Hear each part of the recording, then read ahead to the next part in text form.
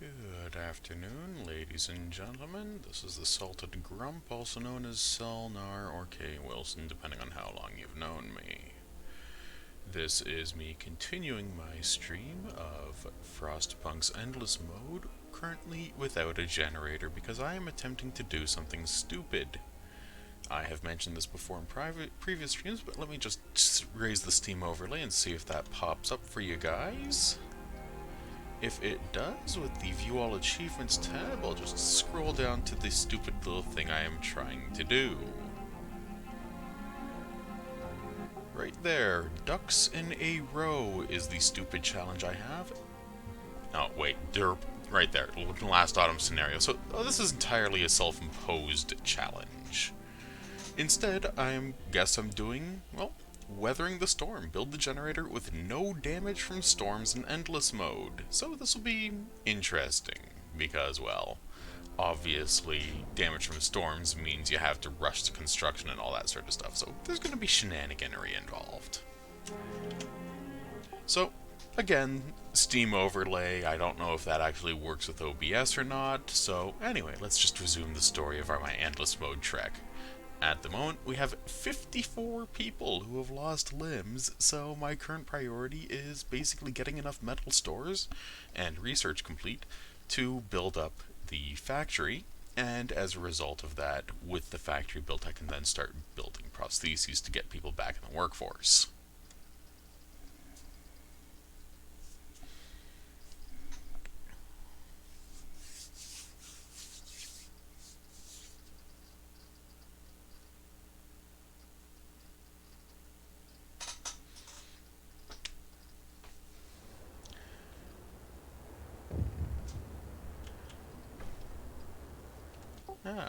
Well, that was a nice start. So, people arrested, so hope rises because of that. That's a good start already. Now, I wonder what this is about. Aha!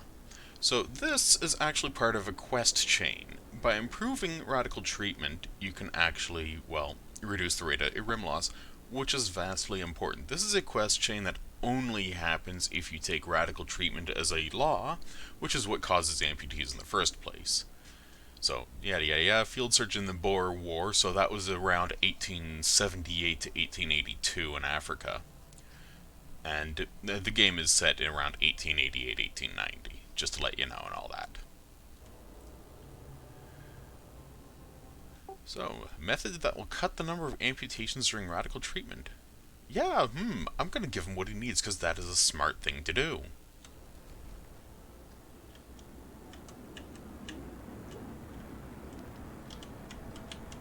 Okay, so first and foremost, I'm just going to take a quick look-see at the various sites and show what's allegedly going on.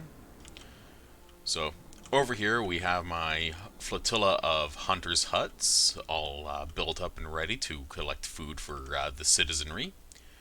Got a care house, got a child care station, and I want to get over here and grab those steam cores, but those are a low priority at the moment. This is primarily wood and steel wreckage, which I will need to clear eventually. And here's the big crux of the matter. I do not have a generator. In fact, not only do I not have a generator, I have not had a generator for all 25 days I have been streaming this map. So, that's interesting as a challenge, isn't it? My big issues at the moment are I am very low on food because of the storm that just ended. I am very low on food rations for the same reason. I am cripplingly low on steel, but I have an abundance of wood and a decent amount of coal, so I don't have to worry too much about that. I am going Faith as my second law set, just because of the fact that I can. And due to the unique feature of this map, I have bridges, which are expensive little shits, but incredibly worth it.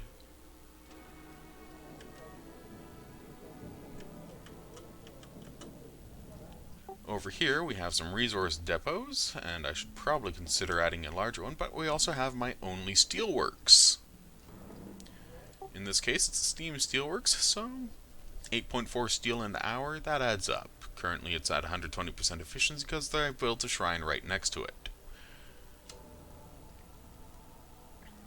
And there's some child shelters floating about. Over here, we will see that I have 51 workers idle, 2 engineers idle, 67 children being about as useful as tits on a crate, and 54 amputees. I also have 66 people being treated for illness because storms are bastards.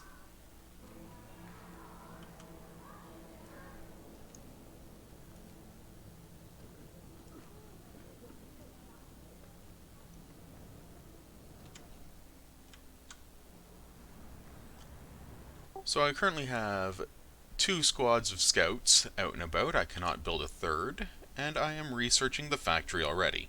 Not bad.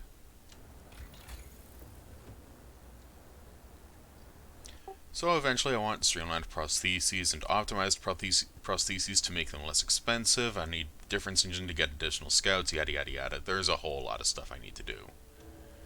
The big thing here is, quite frankly, without the generator, I don't have access to about 90% of the heating research tree. My resources are reasonably good. I should eventually get a steam wall drill, even though I don't need it, or coal mining optimization, even though I don't need that either.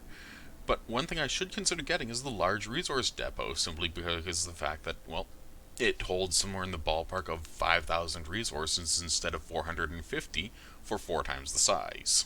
So that's a pretty sizable upgrade right there. In food, health, and shelter, my priority it would be flying hunters next, and flying hunters gear as soon as possible. And of course, housing, cookhouse installation, house redesign to make it less expensive. It all adds up. And over here in generator construction, well, as you can see, we have things like optimizing protection, the machine shop to build... sorry about that. The machine shop is used to build steam exchangers, which are required, and the foundry is for the composites, which are the main plating that surrounds the generator core and all that. But with 53 people unemployed and about to get on my trousers about being unemployed, I am going to probably do something theoretically inadvisable, but with the revelation to my rotten brains that I don't actually need to worry about little things like ducks in a row as an achievement. I'm just going to start construction on the shaft structure, which is essentially the foundations of the generator.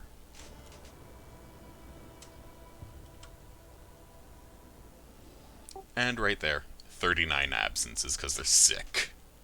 Christ, right?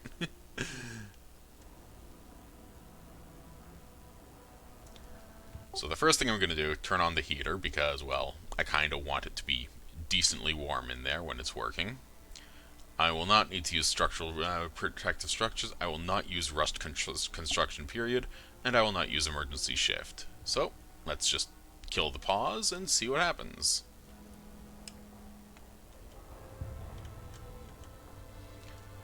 As you can see, we do have an environmental hazard at the moment, rotting roots, which resolves in 6 days. All hothouses produce 90% less raw food. This would be an issue if I had any hothouses, but I don't, so I'm not concerned.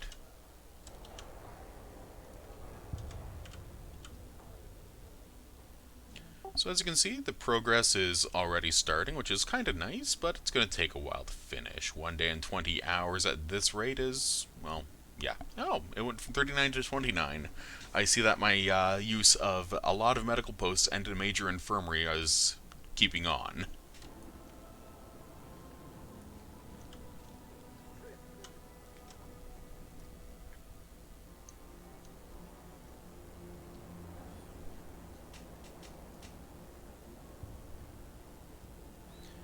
So, as you can see, efficiency, there's 15 in treatment, 8 going to treatment, which is going to be a while. But the big thing is the base efficiency is going to keep crawling up as people get treated and heal up after the disastrous effects of that storm that I had to deal with.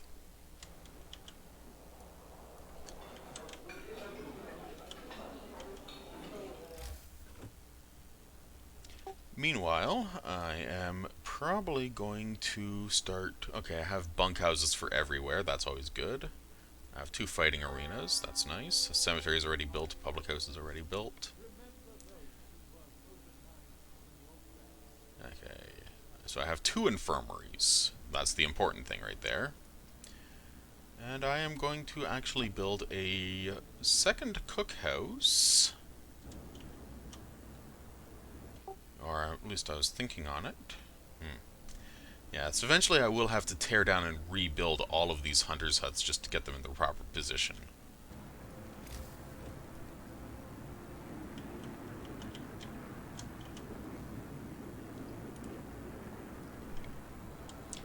But this is important. We have a steam coal mine, closed at this time of day, but it allows us to have essentially infinite coal. Over here we have a wall drill, currently closed and kind of chilly, but at the same time, infinite wood supply. Sawmill, also quite useful for the obvious reason. In fact, let me just pop open the economy tab here, and let's show you. So, we have a coal gain of 852 coal a day, and we're using 30 because of the heaters, so that's alright. As you can see, we also have some coal piles that are inaccessible, and one that is accessible with a gathering post. And of course the coal mine itself at 720 coal a day. That's not shabby. Wood-wise, we have 1 gathering post gathering wood, 1 sawmill, 1 wall drill, and a whole bunch of inaccessible crates. Steel-wise, we have our steam steelworks and a whole bunch of inaccessible wreckage. Food processing. So this is what I started to notice. We are down to 280 a day because we're making these standard meals. We don't want to make shitty meals. But we're only gaining 140 raw food, so that doubles to 280 with the food ration gain. But we're consuming 340. This is going to need to change for obvious reasons. So on my priority list will be flying hunters' huts because they get me a lot more food a lot faster. For health status, no untreated citizens, which is nice, no deaths, which is nice, and 31 citizens in treatment. If I drop this over to a bar graph, you will see that I've basically had day 21 was when the storm started, day 22 was when the storm ended, and it's been trending downwards for illnesses, with people being healed spiking suddenly here because of just how efficient my medical system is. For housing, I have 54 people living in comfortable homes, which is very nice, and 296 living in, well, livable homes. I have 70 vacant beds, of which 6 are in care houses. So I have 3 care houses at 20 beds apiece, and 54 of them are occupied. Otherwise, I have a full 350 housed. So my citizens are reasonably happy about that.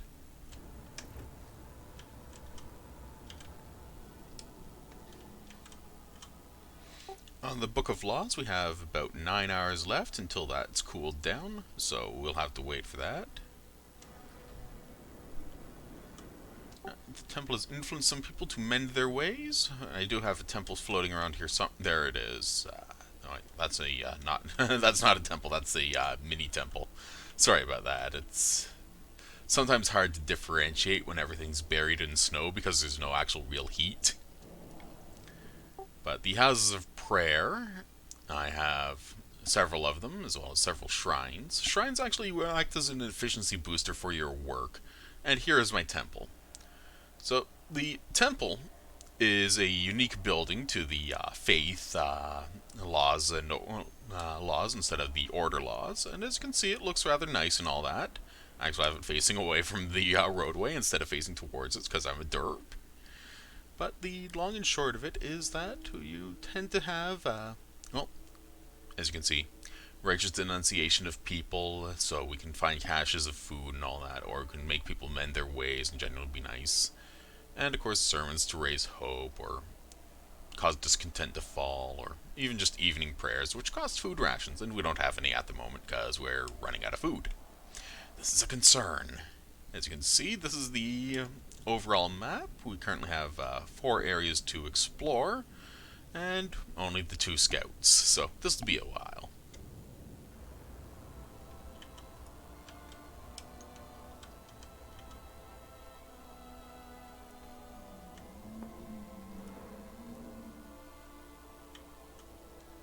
Another thing you'll note is that my wood stockpile is full, but I'm not really using any wood, but this is a small exploit.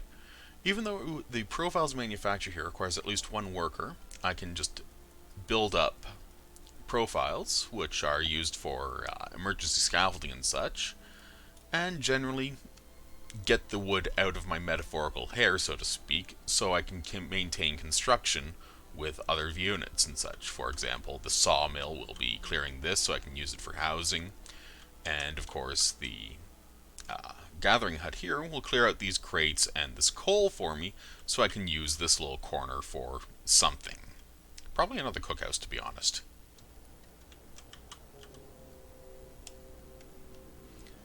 The big thing really is, quite simply, I need to work on getting 54 amputees de-amputee. And I just realized, because I no longer have the imposition of requiring people to have no longer extended shifts, I can do this. Change the shift length to, instead of being from 8 a.m. to 6 p.m., from 6 a.m. to 8 p.m. The extra 4 hours are quite useful. And so it's just those 2 workshops, and that's still a decent amount of research speed, so that'll be a little while. As you can see, we have 14 people being treated, but 1 person is hungry, and we don't have much food at the moment, so this is going to be an issue.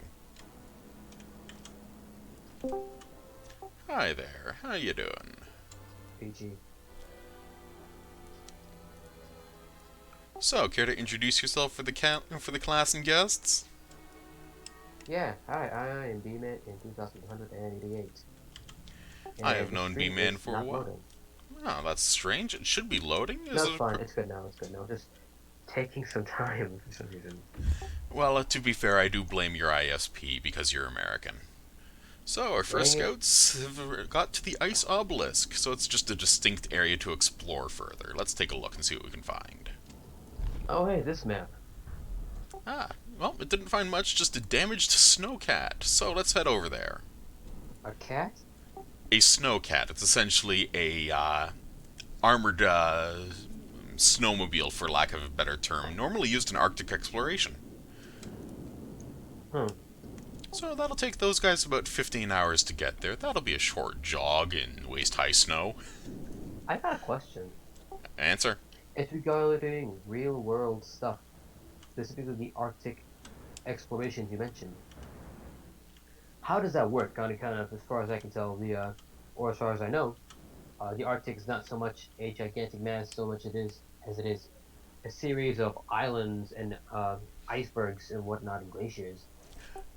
Because above the Arctic Circle, the ice is so thick and so heavily packed that it's essentially permanent. There is no way around it, you know?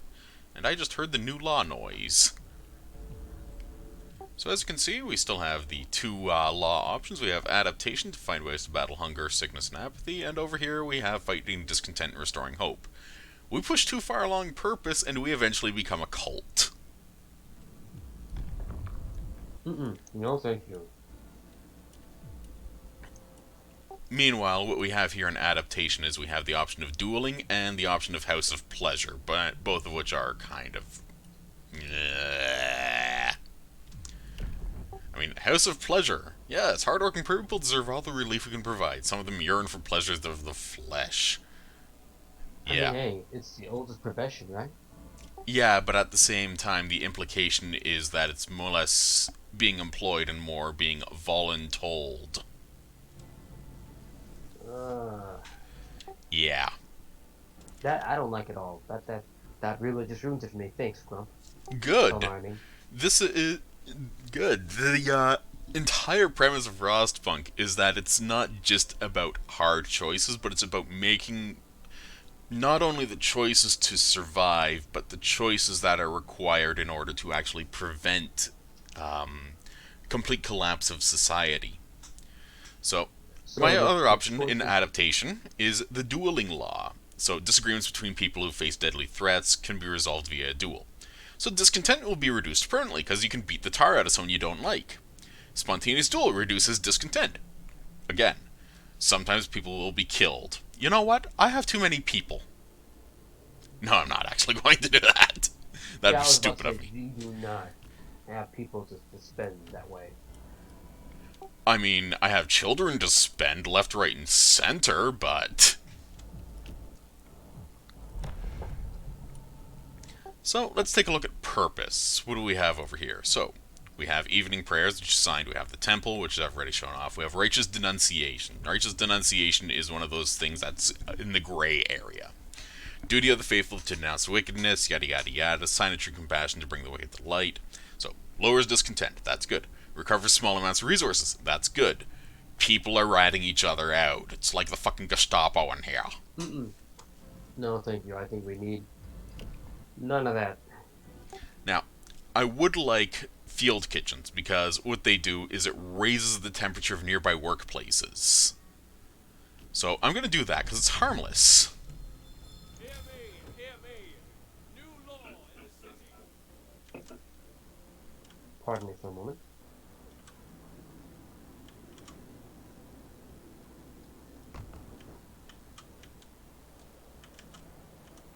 I'm back. Welcome back. Also, I hope you don't notice, but I'm kind of eating right now. Well, I hope it's good food. It is pretty good food. Ah,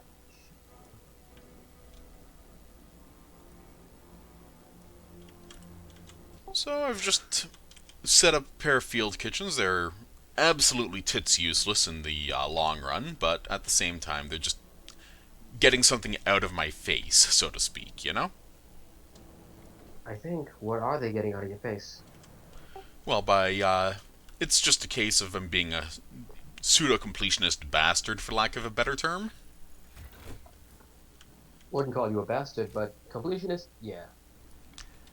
So, the factory. This is a site where automatons and other advanced devices can be produced. So yeah, this is very important. It requires, of course, a steam core, and some wood, and some steel, and it's stupidly huge, as you can see. But it is What the hell? it is incredibly essential.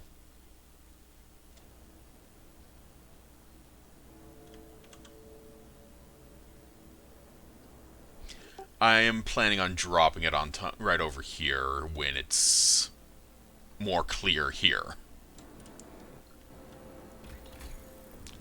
But with the factory complete, I can streamline prostheses to cost less steel, and eventually optimize them to make them faster constructing. My current priority, though, the large resource depot, simply because... Actually, no, wait. The resource depot can wait. I need flying hunters. Because, frankly, Okay. I need What are the flying hunters. hunters?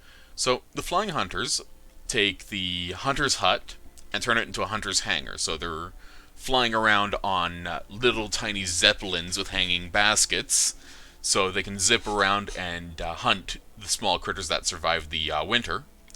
And, well, they provide up to 30 raw food a day, so that's half again what the hunter's hut can provide. So, the hunter's gear, which is the very first research available in the food, health, and shelter research, allows you to get up to 20 raw food per hunt. Hunting tactics means you employ less people to do the same amount, so instead of 15 people getting 20 food, you only have 10 people getting 20 food. The flying hunters takes advantage of that, and allows us to upgrade the hunter's huts to the hunter's hangars, which has a little zeppelin slot in the top and all that sort of stuff. And they provide up to 30 raw food because they can range further away from the city. And flying hunter's gear, if I recall correctly, means that's even more effective and more efficient in the long run. So I'm just going to grab that right now. Good idea. Especially Sorry, because Tom. we do have food issues. I'll just pop open the economy screen here and I will show you. Oh, that's health. So for food processing, we gain 280 food a day, but we're consuming 340 a day because we only have the one cookhouse and we only have so much we can utilize. Yeah, I think that you're doing the right thing here by uh, just trying to optimize food as much as possible. Yeah. So the field kitchen is a food consumer.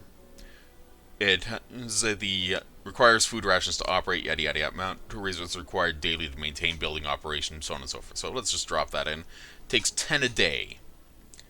So it's not necessarily a good thing, which is why I would only have this open just long enough to just clear the Build 2 Field Kitchen's side quest here to boost hope.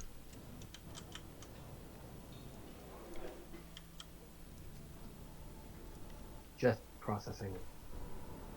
Yep, see, 2 Field Kitchens have been built, as you promised. And we're just going to turn that off, and we're going to turn this one off. And then we're going to drop that poor lonely fucker back into the profiles manufacturer so he can do the work of 20 men building structural profiles that I don't really need. Now over here, we got shenanigans. Fuck! What happened? Toxic gases. God.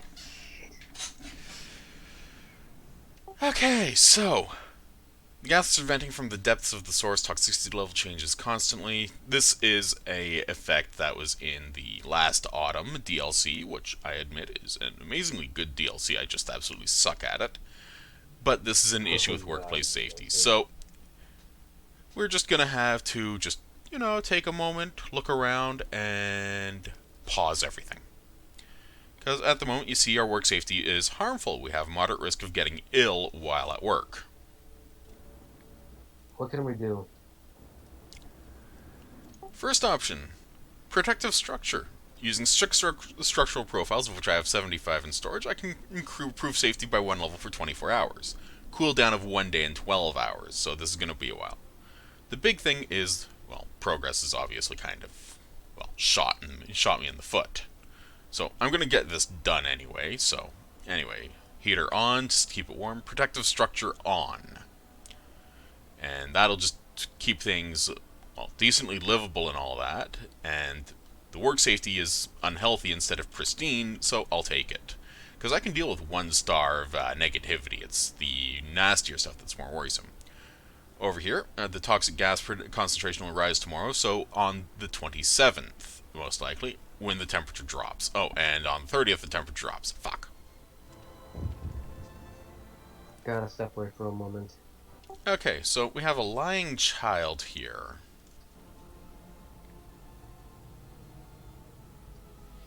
Okay, she's asking to speak to you, crying and repeating that her mother is innocent. I lied to the priest. I'm sorry. I told him my mum said you're a damned fool and burn in hell, but I was mad at her and made it all. Please don't punish her.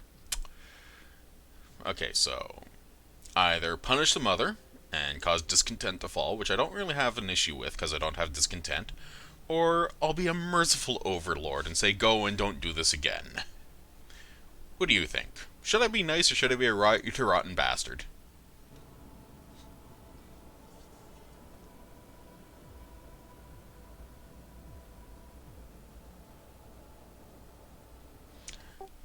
I think I'll be nice. I'm a big fucking softie in games like this.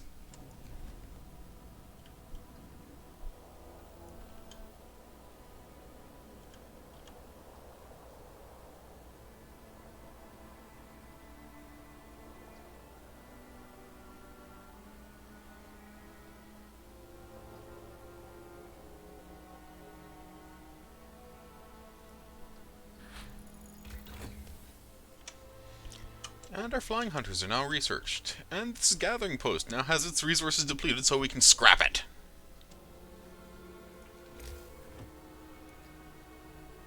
So, the hunter's hangar is an absolutely lovely building, but it's expensive as fuck. We're looking at 40 wood and 40 steel for one, and the hunter's hut is only 20 wood, so that's 20 wood and 20 steel if you want to upgrade.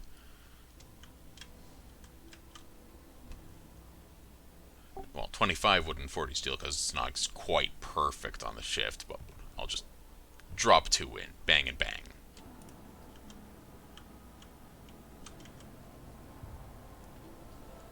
I have to admit I'm greatly appreciative of 120% efficiency on the construction here, simply because of the fact that, well, it's quite useful in that regard. And I should probably check the research. What can I build? Okay, so I will want cookhouse insulation at some point, simply because the fact that keeping the cookhouse warm allows it to last longer. And now we're starting to get more food rations up, at least, which is nice.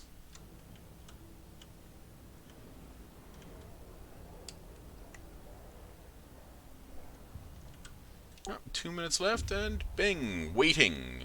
Okay, cold has killed the roots, the wind did the rest. Got an uprooted tree to snag. So now I'm back. Welcome How's the back. toxicity issue been Well, so far the doing? toxicity is doing nothing dangerous, so we can ignore it. Okay, so Really? yep. And we got some Yeah. 46 wood for a single uprooted tree. Let's head over to this empty shelter, 17 hours away. My other scouts are 2.5 hours away from their own site. Right, you were talking about in terms of completion, not in terms of distance away. Yeah, so in completion, at the moment the toxic gas concentration is low, so I can ignore it for now. Because, as you can see, I used protective structure and just generally working hard to get up to 51% progress, which is not bad at all. So what I'm going to do, because the shaft structure is going to take a couple of days and I have a while to deal with it, I'm going to pull the workers out of it and drop them into the manufacturing system.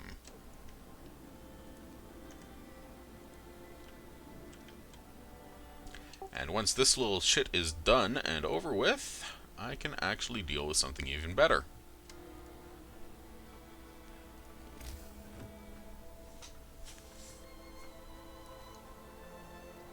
Because I'll be very happy when I can get this factory built.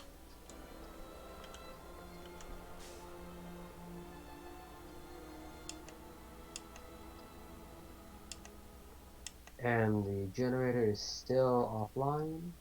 And that's right, because the generator is, well, incomplete for the obvious reason they're in.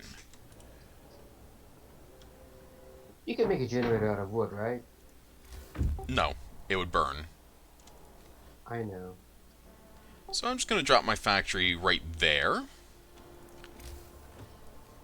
And I need steel for building a shrine next to it, so that can wait. Anyway, let's see what we have here. So this wrecked snowcat, well, it used to be a large snowcat. Steam turbine exploded, turning it into junk. We have steel here, and steel composites, which are used for building the actual structure of the generator itself, because they're the only thing that can handle the heat involved. It looks like 99 steel and 2 composites. That's not a bad haul. Not at all. And a frozen lake 13 hours away, so let's head on out.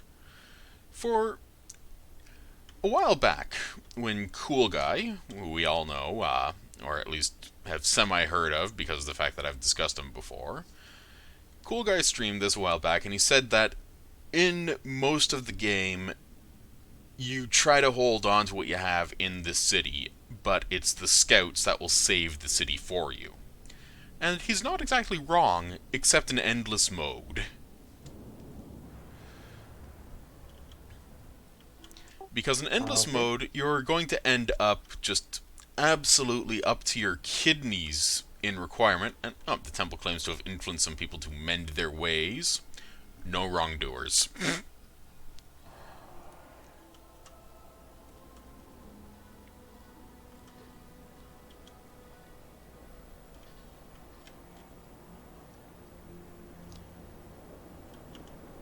So my big choke point at the moment is quite simply steel. I do not have enough of it. I only have one source of steel in the entire area that I have access to, which is the steel mine here.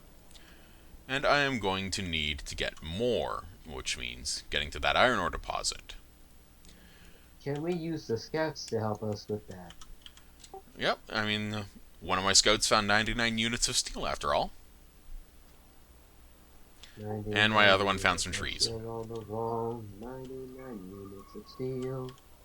Take one down, drop it on the ground. 98 units of steel on the wall. If I could reach through the internet, I would slap you for that. You do that for a lot of reasons, let's be honest. Yes, it's the German ancestry and the sarcasm talking.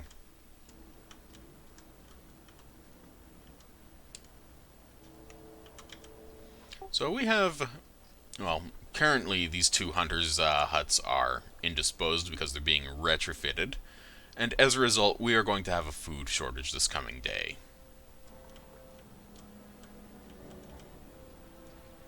This, however, is going to make people very happy. You see, we can build automatons, or we can build prosthetics. At the moment, we can build one prosthetic from 10 steel.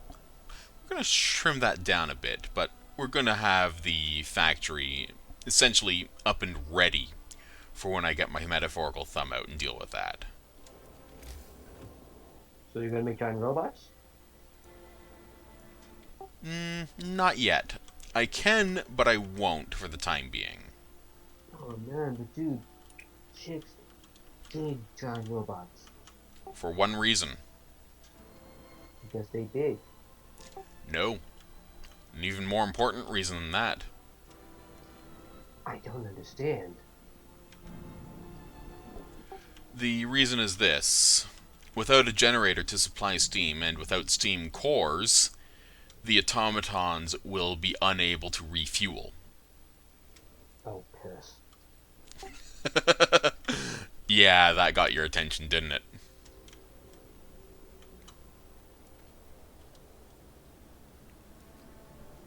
So then what is the end goal here, right?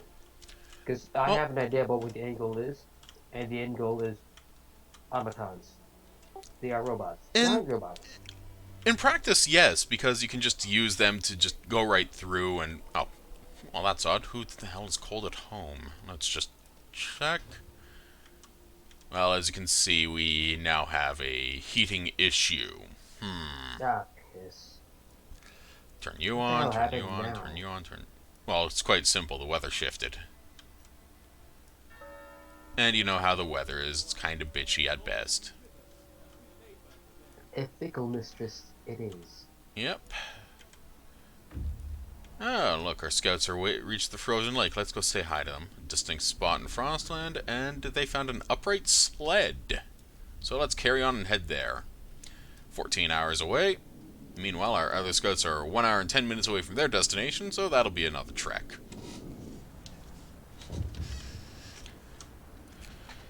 And a tip from a believer. Overheard her neighbors talking about hoarding food and supplies. Let's follow the lead.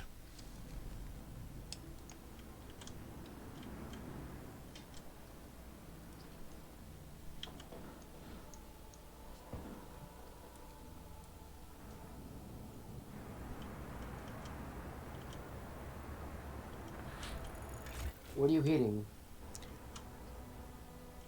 At the moment, I am primarily heating infrastructure buildings like the medical post, while my infirmaries are warm enough to not need it. So, scouts have reached the empty shelter. Let's see what they have to say for themselves. A distinct spot. I'll be back in a moment. Yep. Okay, oh look at that. They found a supply depot. That's always nice.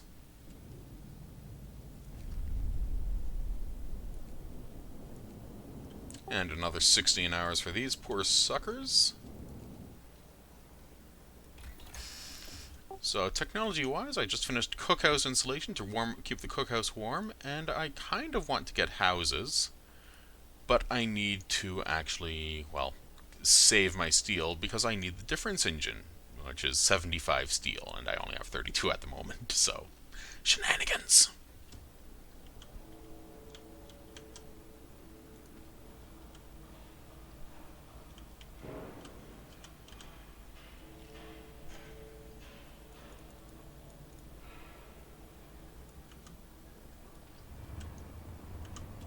Over here we have a wall drill doing its job, which is to dig trees out of the glacial walls that surround the city. It looks kind of cool, and the animation is actually kind of nifty. But one of the main bones of contention about this game is that you can't zoom in far enough to get proper detail on everything.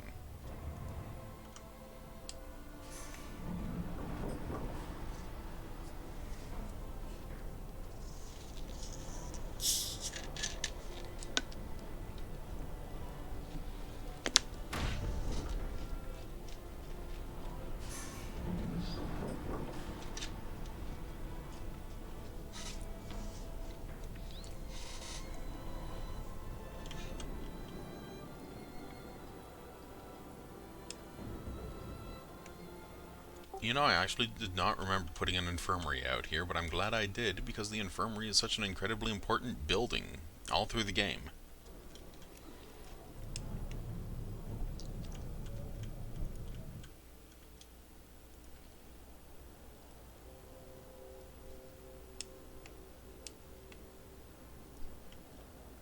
I returned. How's everything?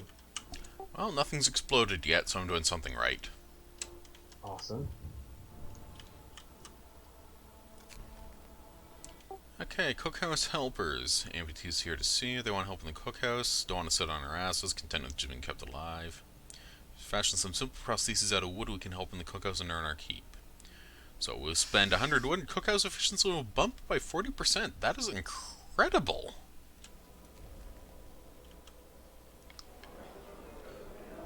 So that is actually an honestly great modifier right there, because at 140% efficiency, that means I'm getting 56 food an hour instead of 40 food an hour. That's a significant upgrade. And if I drop a shrine nearby, that will add another 20%. It looks like things are starting to pick up a bit. Well, they are starting to pick up a bit. I mean, our toxic gases level will fall tomorrow, so I can drop people back into the pit and keep them working. But the big issue at the moment is quite simply my steel production, which I've decided to temporarily fix by increasing the overtime hours. I quite simply need something like 300 steel just to get access to this steel site, which is the only other permanent steel site in the area. Meanwhile, this is what my hunter's hangars look like. As you can see, they have a pair of zeppelins sitting up on top versus the hunter's huts, which have, well, poor bastards trudging around in the snow.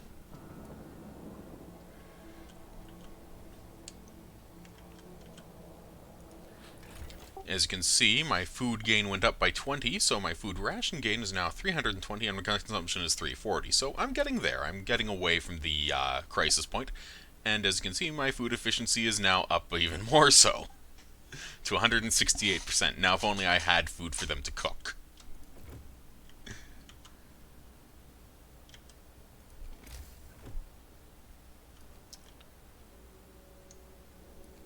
Over here in tech, you'll see that I am short quite a bit of steel in my next objective, which is just punching out to over here to get that fucking steel mine under my control, because dear goddammit, I need it so badly. Time to rest. Remember those who work overtime in your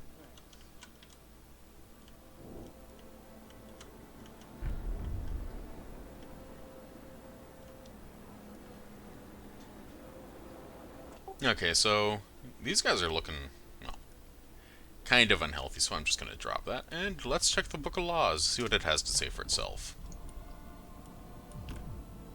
Law 1. We have... Okay.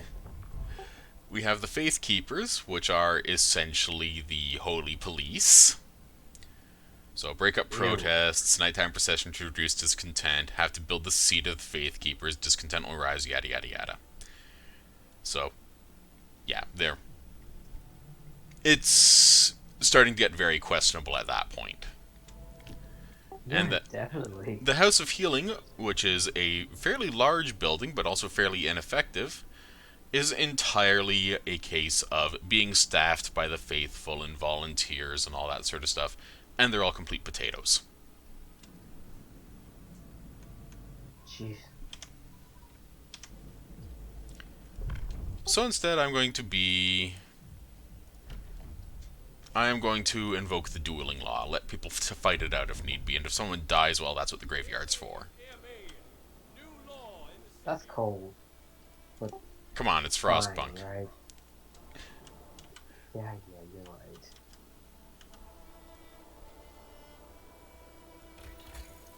I have no idea how far back I am in your stream. Probably about 30 to 45 seconds. Yeah, you're right, I was, because, damn thing decided to go back on me like 30 to 45 seconds. I don't know. YouTube's weird sometimes. It's YouTube. There's a reason why people have been grumbling about it for a significant amount of time. Anyway, look at those zeppelins start to take off simply because of the fact that the hunters' huts are going out to hunt for food. What a majestic creature. I know, they waddle so majestically. Wait, how can zeppelins waddle? They're Well, delightful. they sort of bobble back and forth as they're lifting off because of the regulation of the hot air to actually make them lift off. So they look like they're waddling a bit like a penguin. Oh man, that I recently looked at the skeletal structure of a penguin. The damn things are fucking squatting all the time. Turns out. Yeah, I know, it's kind of funny. Yeah, it's like what? Why are you doing this? Your legs aren't even that short. They're actually a decent, like, they get decently tall. Yep. Oh, okay, so let's see what we have here. Found an upright sled, tumbled into a fissure concealed by an ice bridge. See other sleds, scattered cargo, and frozen bodies. So we got wood, raw food, and steam cores. Okay.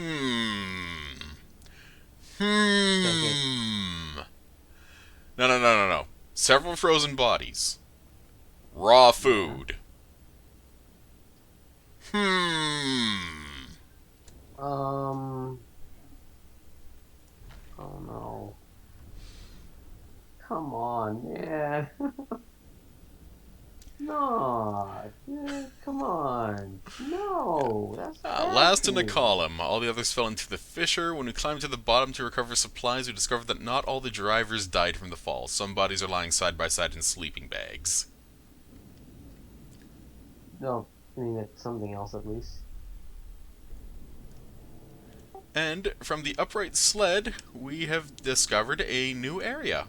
The frozen river, which is 1 day and 1 hour away from the sled wreck.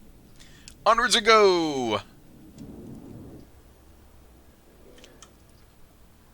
I will be very happy when when I'm able to build a third set of scouts, simply because I'll be able to clear out the frost land and actually explore properly. What do you build scouts out of? It just requires some volunteers and some wood for the sleds. Human sacrifice? No, just volunteers. The human sacrifice part is only if something goes horribly wrong. Let's hope not. Well, day 28 is just about to start. My second scout scouts is an hour and a few minutes away from their next destination. Look at those toxic gases emanating upwards from the build site. You can actually see them. That's disgustingly impressive. I can't right now because I'm yeah YouTube. Because I'm dealing with YouTube. Because YouTube. That's a pretty good argument right there.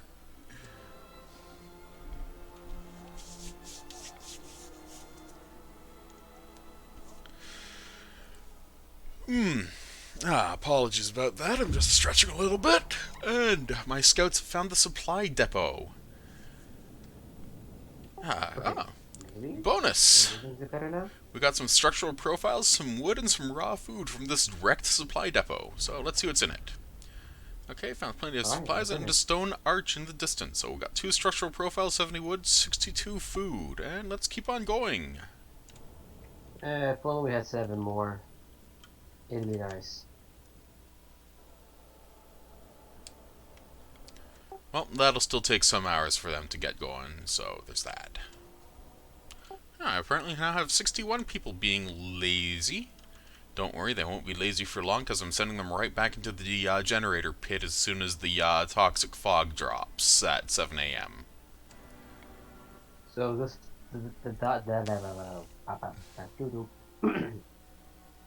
so the toxic fog. Okay, so this thing is inside the generator hole. Is it just going to be there now forever?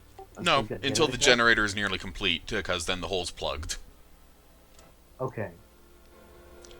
So at the moment, I have everything set up, so when it all starts off, it will have protective structures installed, the heater will be on so it'll be chilly instead of fucking freezing, working hours will be longer than usual, and it will...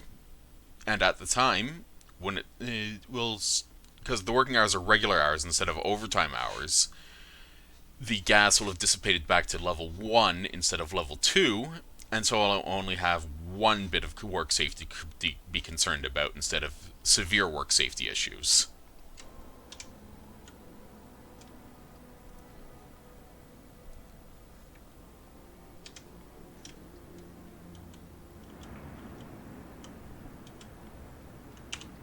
And let's just jump the time a little bit, because we can.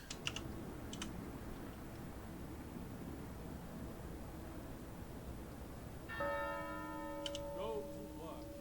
Lord, be with us as we labor today.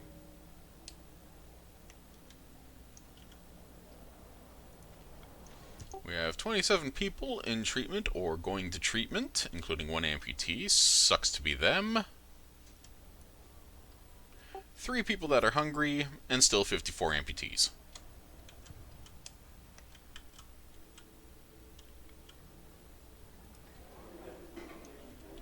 But with 168% efficiency at the cookhouse, well, 67.2 standard meals in an hour is pretty good for a pace.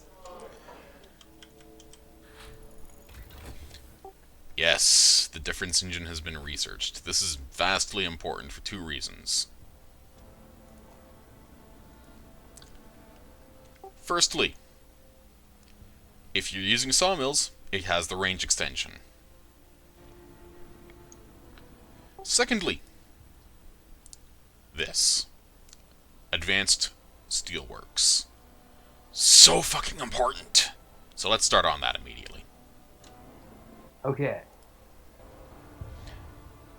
Look at that. My efficiency boost there is going well. Oh, I heard a boom.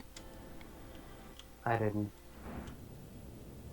I have the stream on me. And there we are. So, righteous denunciation. An accused priest.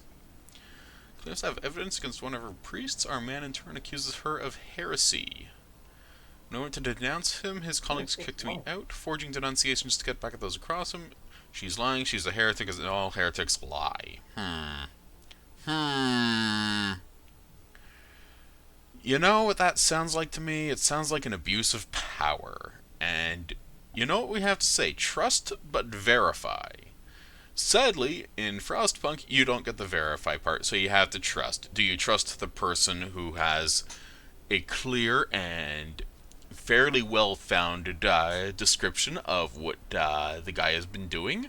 Or do you go with the guy who's saying, she's lying because she is a heretic, and all heretics lie? I'm pretty sure you know what my opinion on this is. Yes, I know, because you are one of the faithful, while I am one of the faithless. And it just so happens that I respect your choices. Did you just... I sassed the hell out of myself, thank you. Okay. No, I'm going to side with the woman because honestly I don't worry about discontent anyway, and it's required to keep the goobers humble. So you might note that my coal supply is pretty full up. Let me take a look. It's... I can't tell which one it is. Yeah, it actually is full up. And 87% finished on the shaft structure, which is nice, but let's see. Landmark over here, search the area. Ice needles and cave of lights, so nothing of value in this area. Okay. So ice needles, only thing standing out in the endless white desert. And the cave of lights. Light coming from the mouth of the cave probably means people. To be honest, first time I heard you say that, I thought you said noodles. Noodles. So I am absent one person at work here, but, well, 118% efficiency can't go wrong, right?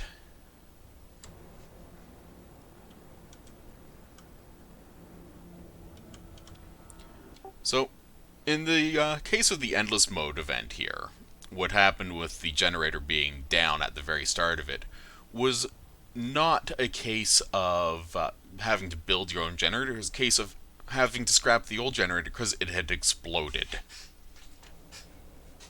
I hate when things explode when I don't want them to explode. So we had to tear down the old wreckage, and we're starting on the new shaft structure, which is required to actually stabilize everything, that because it's essentially the foundations. Ta-da! Okay, so before laying the foundations to support the bulk of the generator, you have to send your workers below the ground level to install the tower pumps.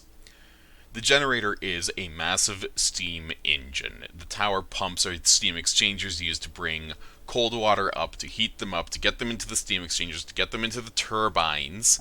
The turbines are what produces the heat and electricity, and then send the water back down to essentially continue the closed loop system.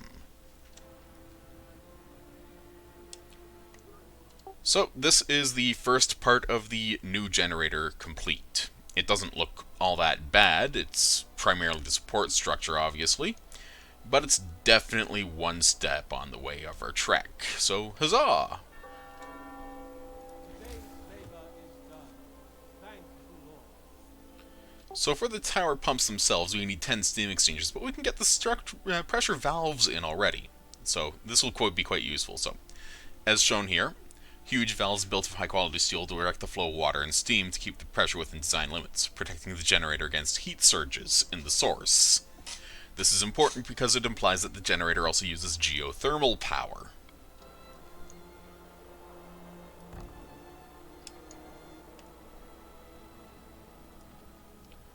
Now, I still have a bunch of guys working out over here. It's looking a bit nasty in there, but what the hell, sucks to be them. Efficiency breakdown is saying building's inactive because it's kind of late-ish. Yeah, free time. Brain fart on my part. So I have 82 profiles sitting in storage and 12 in construction. So let's drop that down to 8 because that'll put us up to 90. Then we need to figure out how to build steam exchangers. The problem is they take 20 steel each. And I have enough steel to start a new bridge, so let's do that instead.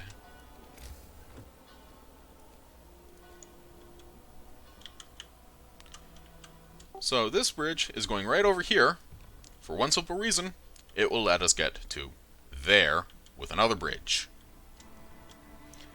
Another thing to note is that we have a bunch of, well, steel and wood debris here, so we can clear this out relatively easily. Just gotta flex them muscles and just launch them over the edge of whatever edge they're next to. Well, yeeting morons is purely acceptable. Sometimes you just can't do so publicly. Wait. What if what if we're not supposed to eat them? What if we're supposed to copy them?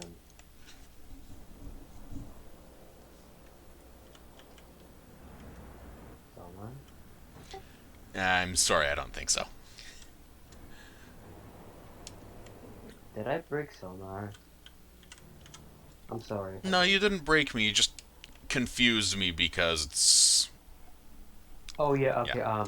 yeet is for distance, Kobe is for accuracy. Yeah, but Kobe's dead, so fuck him. I keep forgetting, you know? Oh, new landmark. And an abandoned Alright, what is sawmill. it? The landmark has a frozen river. Nothing of value, but we can reach some more locations from there. So let's see. Hey. Yeah, let's see. Yep, some kind of facility, perhaps a sawmill, looks abandoned, 17 hours away. So onwards they go. What if it's a sawmill turned into a dance hall? Then they do a river dance. Then I light it on fire and we tell nobody.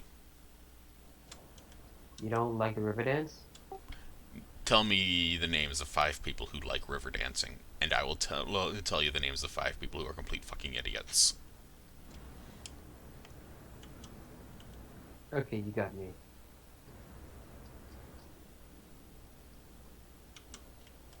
I don't really know anyone who likes the river dance.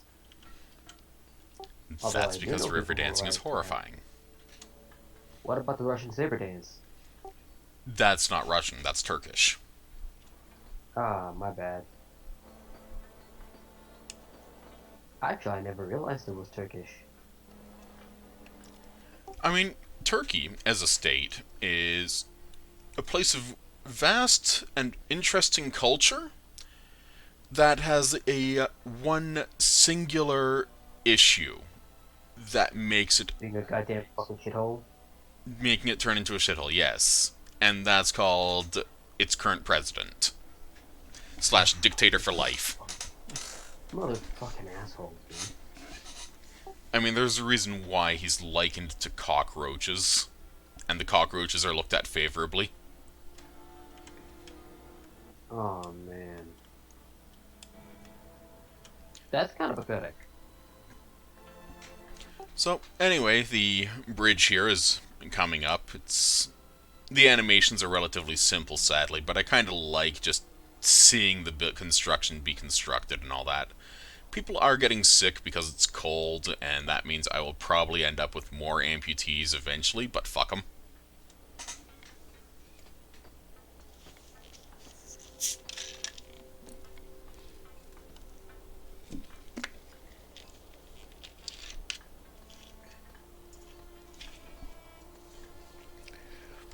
I mean, I only have 39 sick people, it doesn't matter.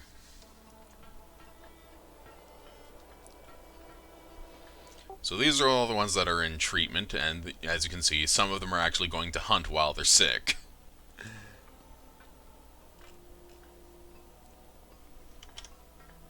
And the discontent went up because overcrowded medical facilities, because I have these little fucking things, medical posts, which normally contain up to 5 people, but because they can contain up to 10, overcrowding.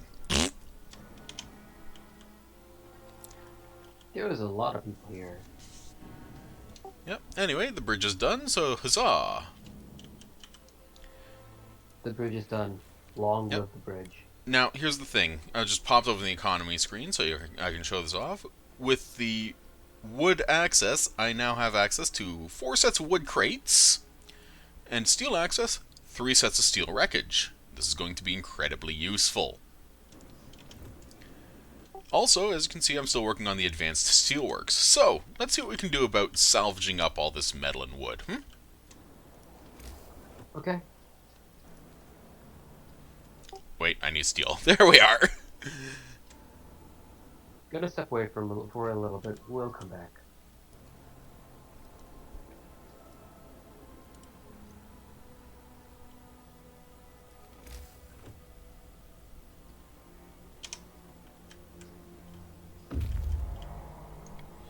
And the scouts have discovered the Cave of Lights. We have survivors! Okay. So armed men move to block the entrance. This is our cave, yada yada yada. Their mistrust vanishes when we tell them about their city. So we can escort 23 engineers and 69 workers with 18 tag-alongs, or send them there with a chance of some of them dying, or leave them to their fate and let them all die. We will escort them. Because quite frankly, 69 workers, 23 engineers. That is damn useful.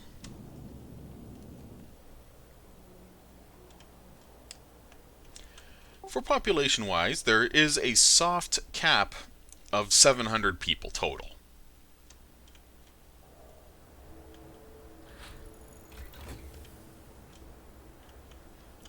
And with the advanced steelworks research, I'm going to just smile.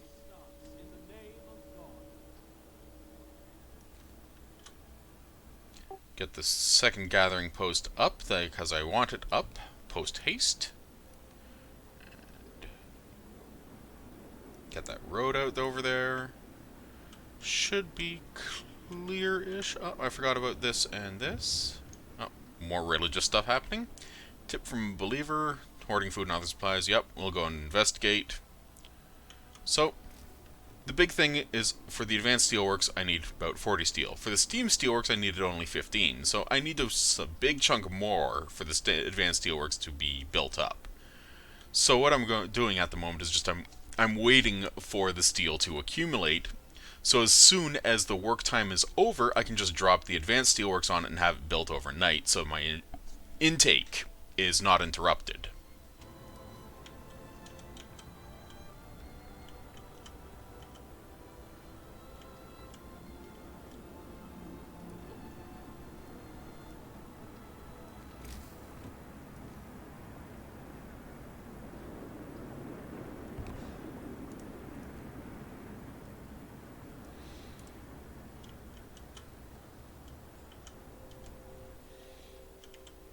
And of course, the gathering posts are simply just a case of snagging extra steel and wood because we can. And so I can eventually kill this sawmill. It still has a decent chunk of wood left in it. That's actually not too surprising, but it's still kind of nice. Welcome back. How you doing? I never left the stream, just voice chat. Aha.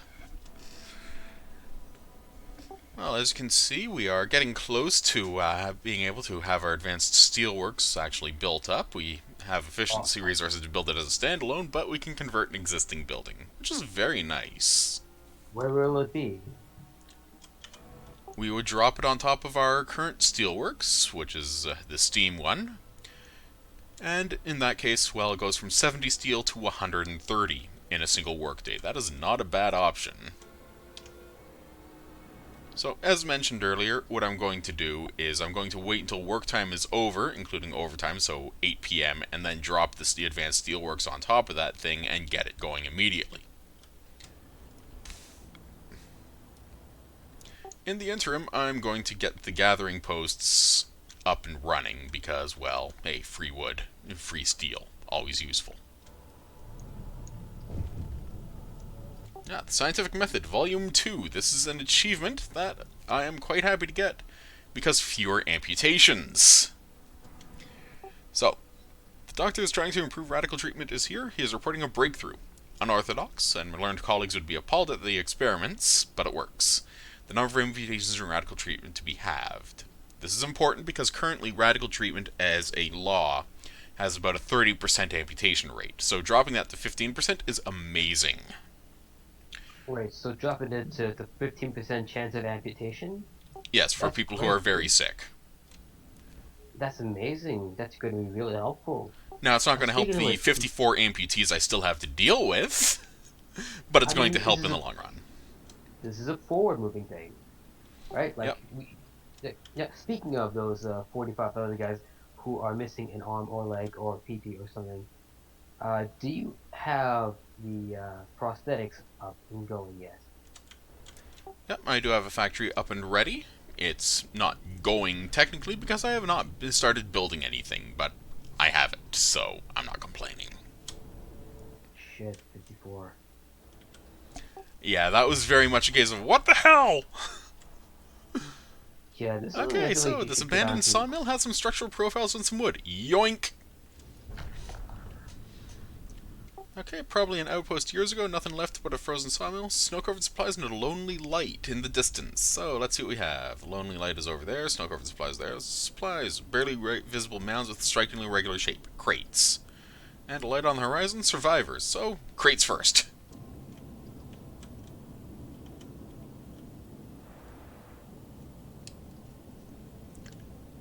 As you can see, we have a decent amount of stuff in the Frostland that we haven't explored. Those are the places like the Barren Hollow or the Lonely Light and all that. But we have managed to get some decent exploration done so far in this trek of absolute madness. So, that's a good thing. Because, well, getting people home is always important. Now, one thing to note. In this case, the guys that are escorting those survivors, these guys here, because they are traveling a known route to a surveyed location, i.e. my city, they take about 50% less time to get there. They're still taking over a day to get back to the city, though. Damn, dude, what the hell happened? What happened is that I found a bunch of survivors and said, okay, you're going back straight back to the capital. Okay, so House of Healing. This is very much a junk loft or a junk building. Nobody should ever build this normally, but I'm only building it just to get people off my ass.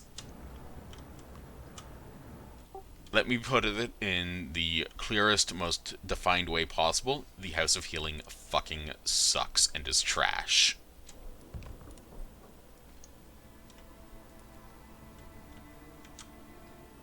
Sorry, I just looked at an extremely amazing power play in one image, and so it got me real distracted. I'm back. And hello there, how you doing? I'm perpetually, what's the word? Distracted by shiny things. Yes. Yes, that about covers it. Sums it up.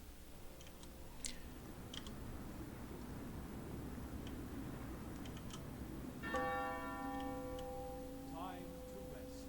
Remember those who work overtime in your prayers.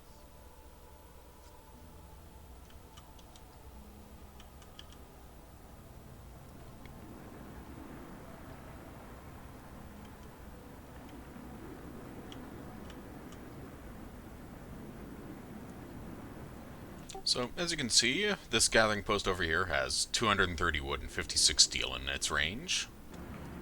And over here, 120 steel and 117 wood, because these two are overlapping over this set of crates over here. Oh, I mean, hey. If it works, it works. Yep, and down here we just got crates, so crates it is. Boxes. Lots of boxes. Boxy boxes. Box. What is this box? It is a box you want to live in. With this box?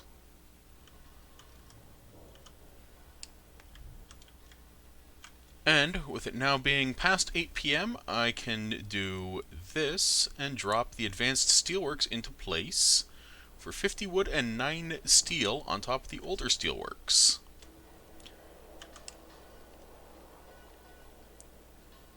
But the important thing is that because I waited until after the work shift was over, I can get this back up and running post-haste, but hopefully before its next work shift starts, and then have an uninterrupted supply of steel. And it's going from 70 steel an hour to 130 steel an hour. This is a massive jump in resources. I mean, about 180, 185% total.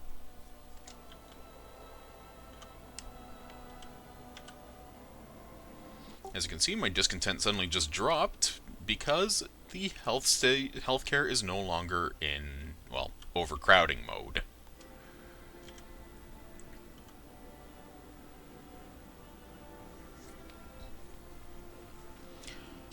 Because of the profiles manufacturer sitting at 90 structural profiles, which I don't really need, I'm actually going to dismantle the profiles manufacturer. Okay. I mean, it's not a bad option, right? You're not using it anymore. Well, not effectively. That's correct. So my advanced steelworks is now complete and already getting snowed on, but at 15.6 steel per hour potential. That's definitely going to add up, especially with 14-hour shifts.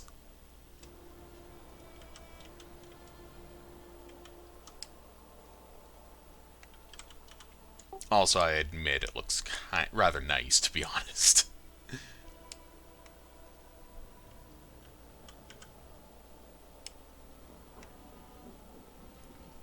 Over here, we have our machine shop, which I will have to start building steam exchangers in, but that can wait for a while at least.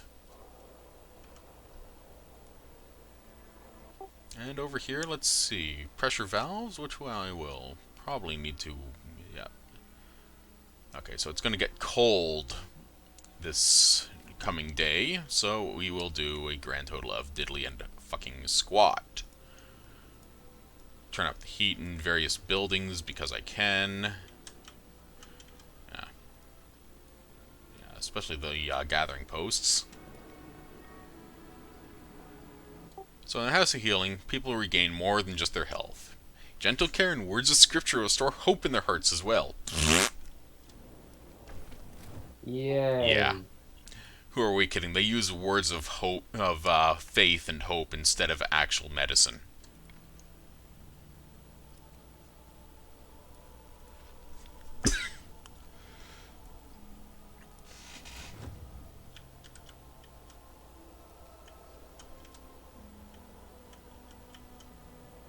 So what's the game? What is the game plan right now?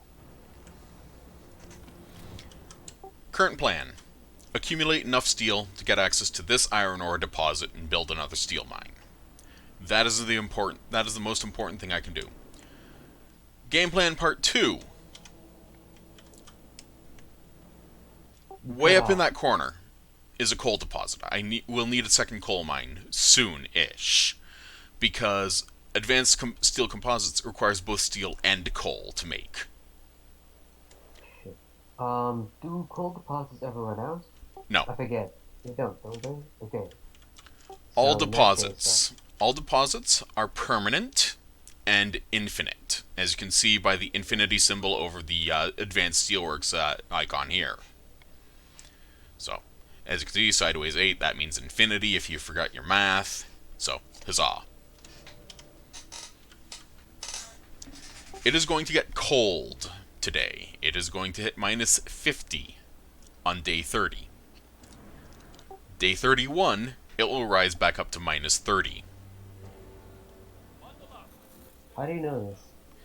Because there's a thermostat right over here with weather predictions. Man, this UI is small. The UI is not so small when you have a 23-inch monitor like I do, but, well, again, you're looking at it through the stream, so I can't really give you flack for that. That's it. So, as you can see, we now have bloody cold, people complaining about working conditions, and it's overcrowded. You know how I'd like to know where the dangerous working conditions are, but that's just me. Wait, why do you have dangerous working conditions? Probably because the pressure valves under construction are dangerous. Toxic gases and base safety level issues. Oh, shit.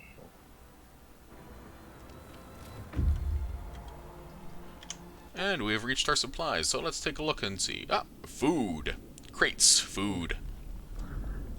Wonderful Under the snow, food. many crates full of surprise, no telling who might have left them. 74 units of raw food. Delicious. Yeah, shit, it's cold. And from the snow-covered supplies, we are not going straight to Lonely Light. We are going back to the abandoned sawmill because it only takes 9 hours instead of 1 hour, 1 day and 22 hours. Ah, well, here's the issue in regards to the most recent construction. We have 20 people sick. Sick of what? Sick of dysentery? No, just Sick of life? sick. Sick of a lot of life? So, let's see what we can do about fixing that. So we got a bunch of workers sitting around with their thumbs up their metaphorical butts playing with the sawmill, which we don't need them to play with, and we can clean out the wall drill as well for another 20, and then we can just drop them in here. They gave up. I mean, like, they just get down with the sickness. And then I can do something really smart, or smirt as the case may be, and consider the large resource depot. These things are fucking huge. They are incredibly useful. In fact, secondary to that, however, I can get a bridge out. A bridge out to where? In this case, the second steel mine site. Ah. I can't see anything because, Because YouTube and because your computer's a potato. I know. yeah. No, My main at the internet- moment, I am going to start upgrading Hunter's Hangars. Again, because, well, it's just very much a requirement of simple common sense, and because we're going to get a whole bunch more idiots showing up shortly.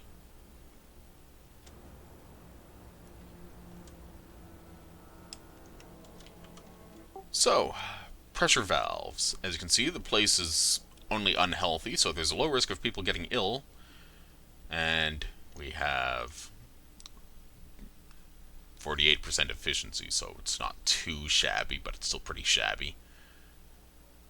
18 people are sick as a result of working on this, but it's kind of needed because those pressure valves are essentially the blood vessels of what's underneath the generator. So they're going to be installed, and then we're actually going to install the major pumps when we have enough of the doodly bits that we need. Discontent is starting to rise. Those other guys, right? Because I mean, those guys are sick. Ah well, sucks to be them. I know you understand what I was going for. Yep. So as you can see, with the advanced steelworks and gathering posts, I'm actually picking up 284 steel a day. This is not necessarily a bad thing, but it's not a big thing either. Wood, I'm still gaining way too much just from the gathering posts, but I'm fine with that. As for this, well, as you can see, the House of Healing has, absolutely dog shit poor ass levels of health care. While everything What's else, healthcare? in the case of the House of Healing, non-existent. In the case of nearly everything else, we have either working near a shrine or kids are helping out and all that sort of stuff, and as a result you get upgrades that bump the efficiency. I mean, the medical posts, which are very small, 156 efficiency, that's amazing.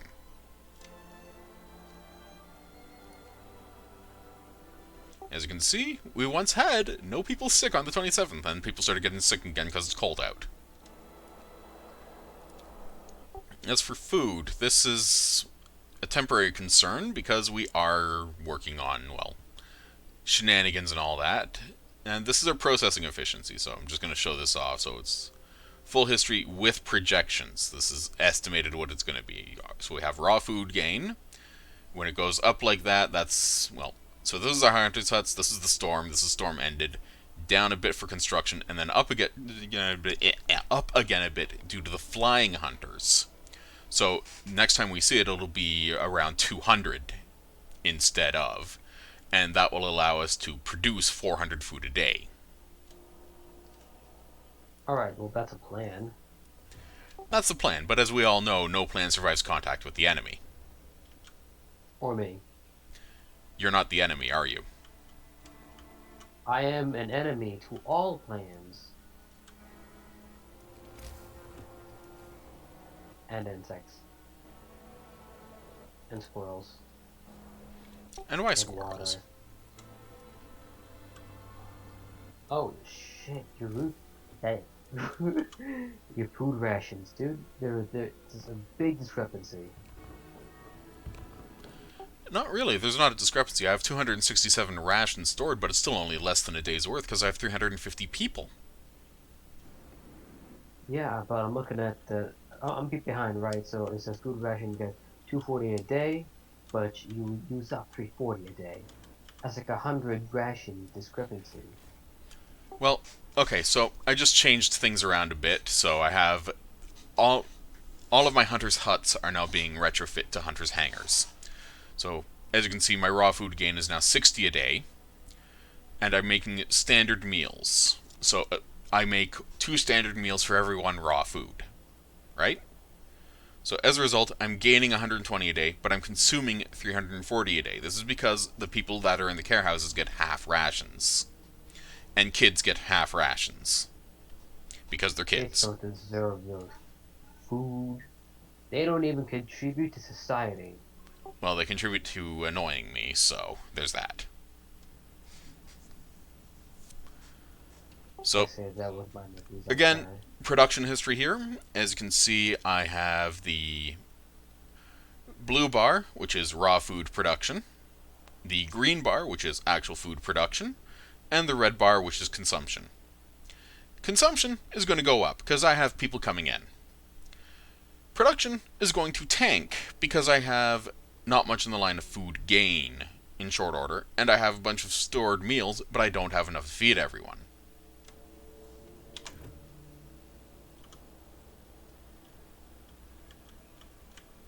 Alright. Okay. Now, once the second bridge is up, and I get access to this iron ore deposit, I'll be able to just drop an advanced steelworks on it and just go full ham from there.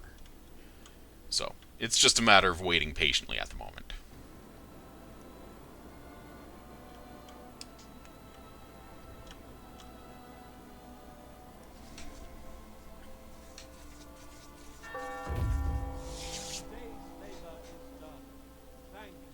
Yep.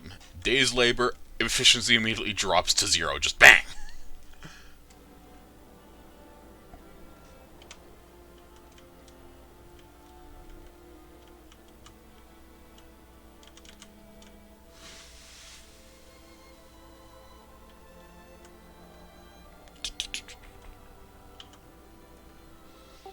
Now, the steam mine here, which is a very lovely coal mine, because coal mines are absolutely wonderful, produces 72 coal an hour. That's kind of rude, isn't it? And, oh shit, discontent went up. Let's see why. Overcrowded medical... Fucking AI. Okay, so my discontent just spiked a bit because of overcrowded medical facilities, right? I have a total of 11 people being sick. Why don't we take a look at how many healthcare buildings I have available, So, I have 3 care houses to store a total of 60 people in. I have a house of healing. I have 3 infirmaries. I have 3 medical posts. So, that's a total of 90 beds, of which 45, half in each building, can be used to maintain a basis level of happiness. But because an 11th person jumped into this infirmary right here, all of a sudden my discontent spiked.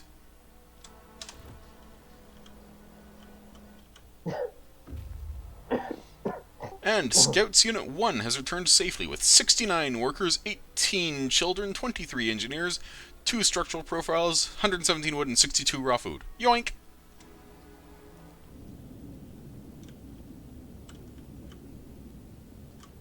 Yoink indeed, actually, I can't really... And then I'm going to send them right back out again.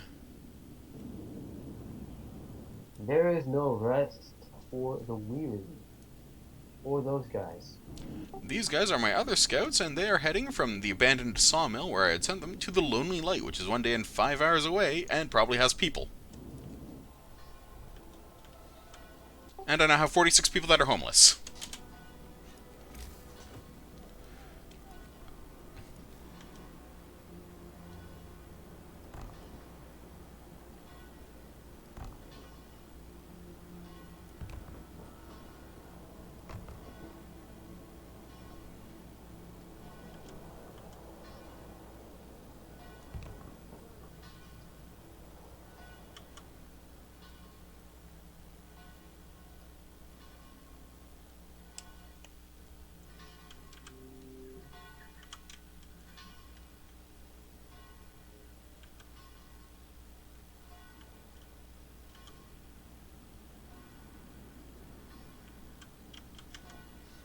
And this is mildly frustrating, but as you can see, this bunkhouse is taking up 2 full slots instead of 1 over here, so what the hell.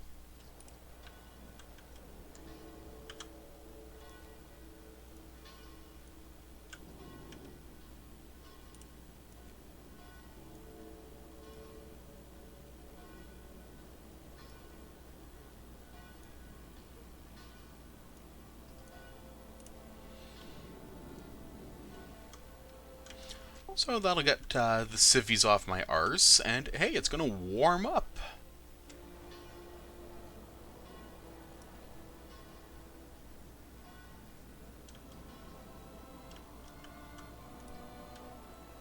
I'm sorely tempted just to toss this thing.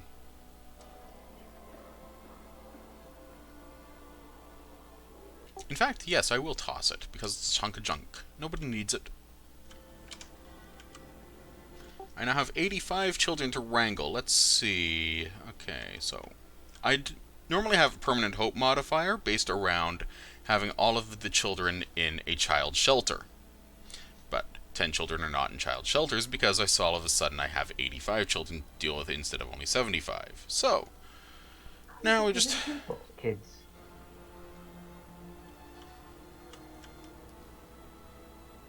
Shit, did I cut you off again? I'm sorry, dude. Pardon? Did I cut you off again? I'm Nope. sorry. Because I was trying to ask, like, why do you have so many kids? Because they just keep crawling in with the survivors. Oh look, I went from 11 people being sick to 121. Okay, step up. That's a step up.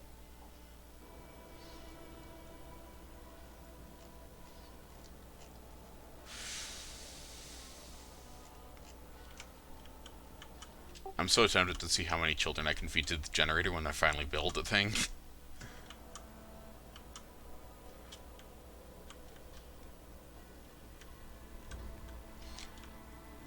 So, On the to-do list, build a bunch of houses. In this case, I need, well, 5 houses. Finish upgrading my food supply, because I'm going to need to. Upgrade the kitty storage. Get rid of this kid storage. Finish building this bridge. Get my access to my second steel mine site.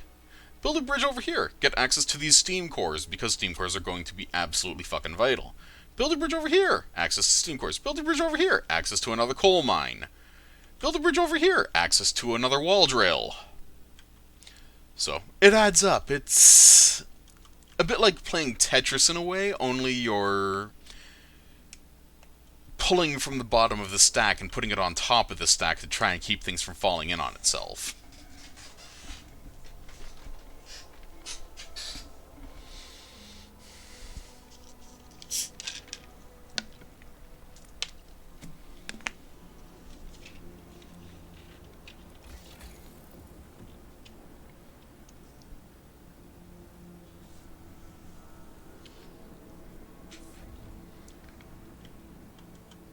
And this little bit of research is relatively harmless. All it will do is increase the radius of effect of a sawmill by about 20%.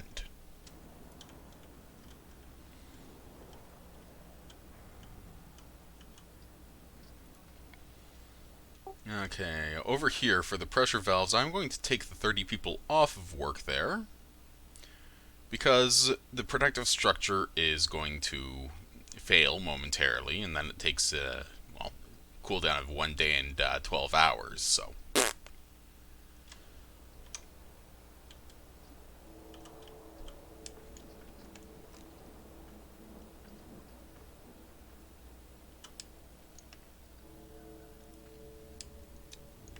I'm making rude gestures at that one house. They don't pay rent. No, it's because it takes up too much extra space. Such a fat house. Why don't it lose weight? I know, right? It's not even a real house, it's a bunkhouse.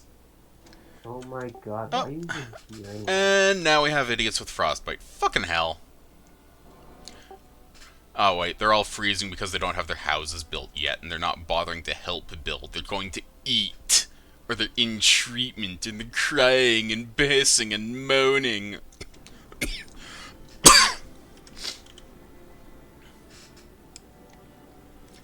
Sometimes you just want to grab the villagers and squeeze their neck a bit. Not vengefully, but it's tempting at times, you know?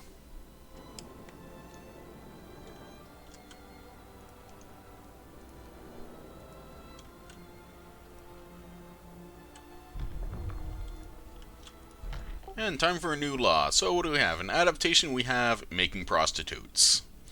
In purpose, we have faith keepers, also known as the religious police. I will do a complete blow through of purpose to show off everything, even the total 100% horrible cultishness, because it's just something that should be shown. In no small part because any person worth their salt will be able to complete the game without going that far. Listen, everyone. New law. And I need steel to build the building. I'll drop it here in between the factory and the temple.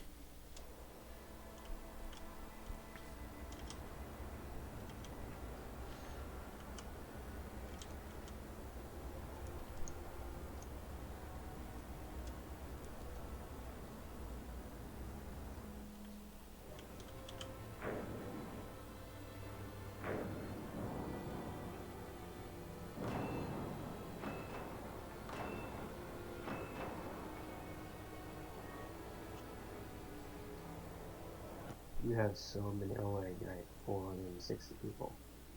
Oh, I know. Uh, I currently have 91 people in treatment, 55 people sick, 16 people hungry, and 55 amputees. it doesn't matter. I am like about 4.5 minutes off from where you are right now. Have you tried pausing and restarting the stream? That should be able to kick it off into normal pace again. Man, I try to, but I haven't tried that yet. I've been trying to just go up to live, and then it just kind of hangs there again. Let me try that. Yes.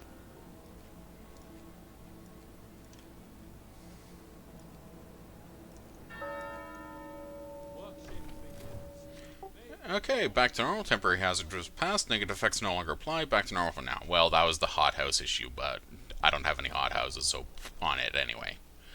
So I'm just turning off the various heaters that don't need to be on anymore. So huzzah to me, huzzah to me, huzzah to me. I'll keep that one on, I think, and turn that one off. And over here, turn that off, turn that off, turn that off. And more faith shenanigans. Tip from believer. Yada yada yada. Supplies being recovered. I believe.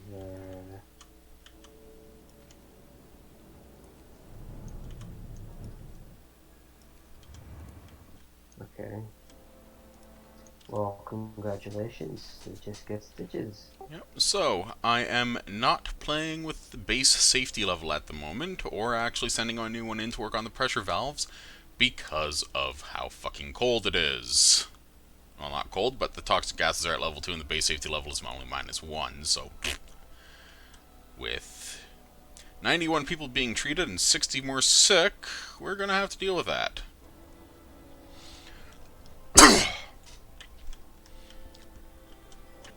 However, this is good news. This is incredibly good news. Advanced Steelworks, bang!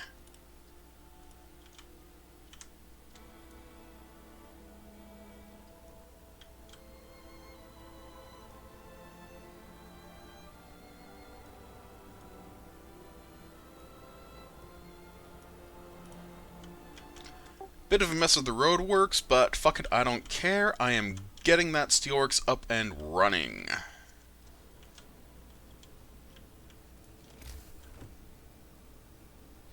Also, I am going to start purging the old gathering posts, because I don't need them, and starting on the large resource depot.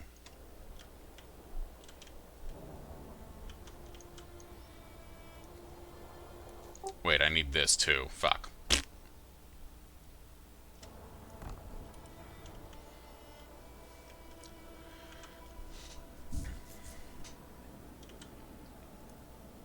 So, on the one side, we have the gathering post over here that is neatly gathering 25 steel and 145 wood. On the other hand, we have 54 and 75.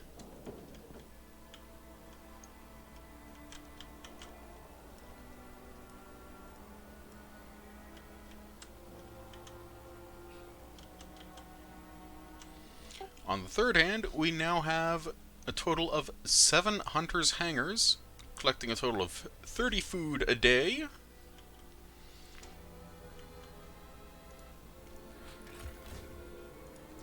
So my food economy is now up to 210, and my food ration gain 420, and consumption of 450. So I'm going to need to build more, eventually.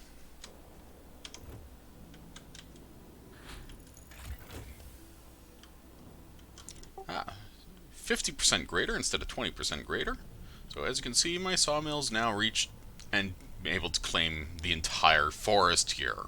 Not too shabby.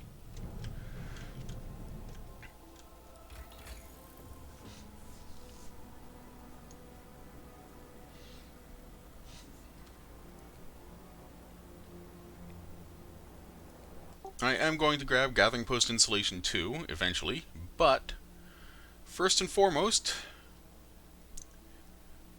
2 options here. Oh. Actually, more importantly than that, food. Food, food, food, food, food. So much food. Better weapons and enhanced gear, up to 45 raw food per hunt. Not bad for 10 guys in a blimp.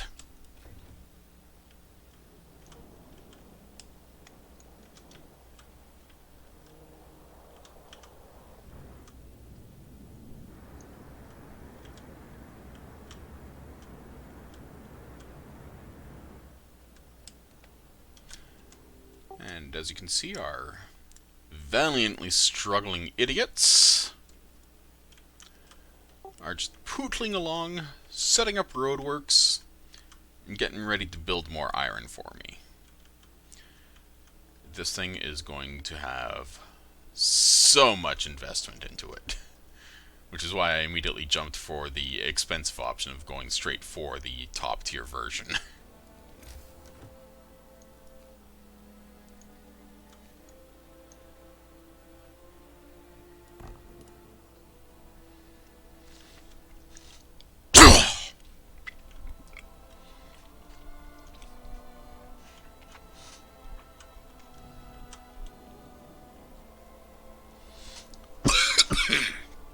Ah.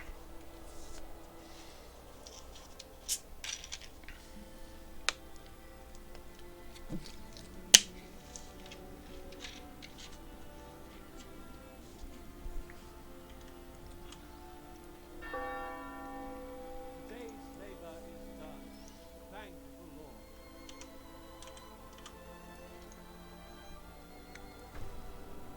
And the Faith Keepers are now established. Congratulations, I have started a cult. Gosh darn it. That's actually kind of bad, dude.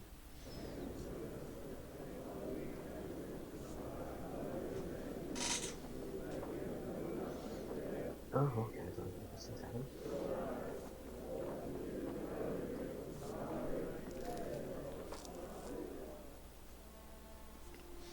As a bonus, the cult likes walking around outside in the snow in the middle of a nasty ass storm every night right where the generator's being built.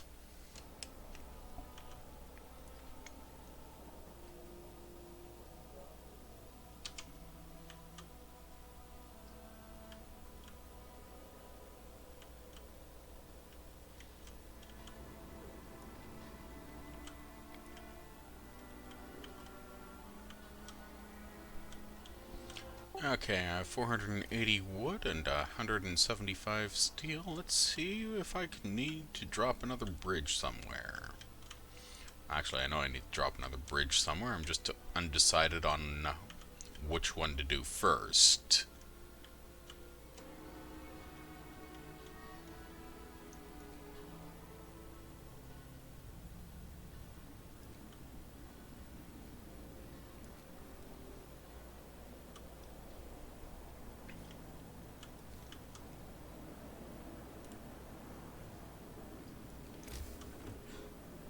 By the way, I do have the option of a steam sawmill instead of a regular sawmill, which is warmer, because obviously it's, well, yeah.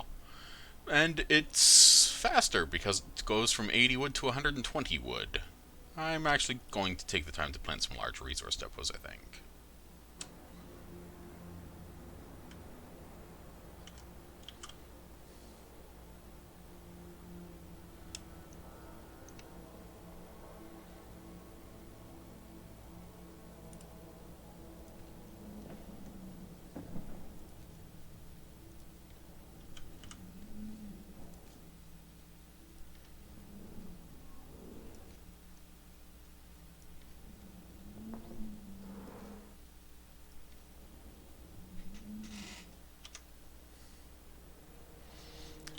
So I am scrapping these old resource silos and just going to set up large depots for the obvious reason.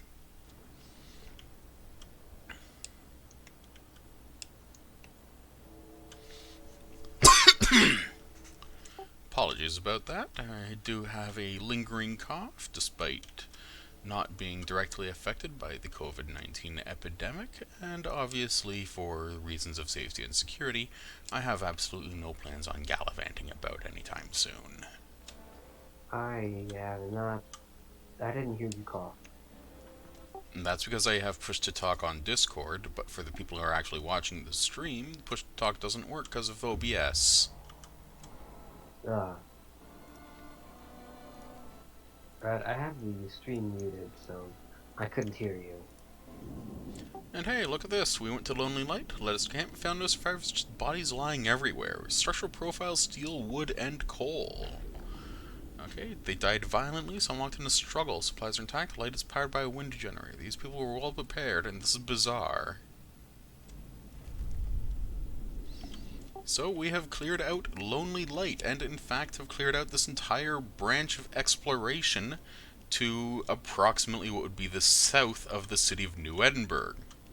We shall return. It will take 1 day and 20 hours to get there, but then we can go and head northwards-ish towards the ice boat and the barren hollow, as well as the ice needles which are being scouted by my other scouts.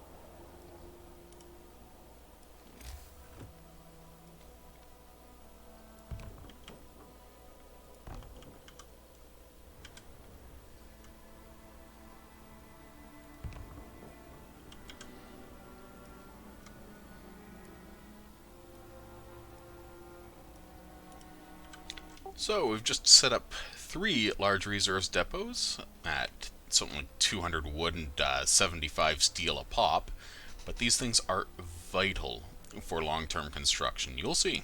It's huge.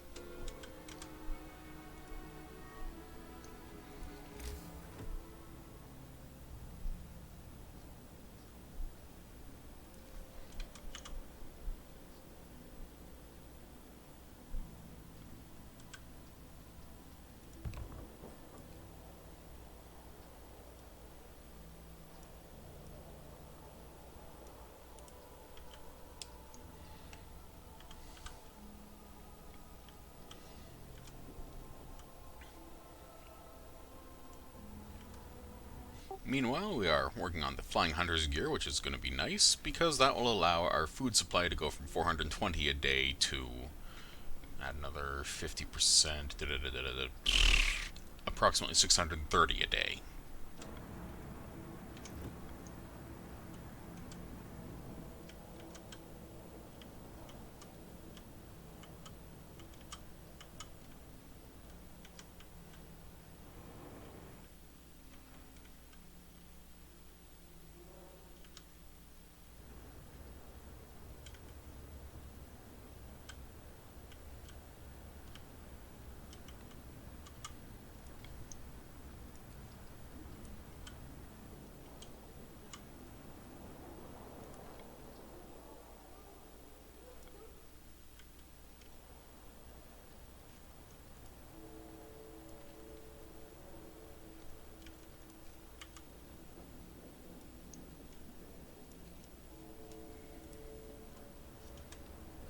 So, at the moment, we have 49 people in treatment, another 4 being sick and building stuff instead of actually staying inside and not spreading their plague. Most of their plague is probably called frostbite. Oh look, we have a guy named Michael Frost who is in treatment as an amputee. That's actually worth a rude chuckle. I'm pleased.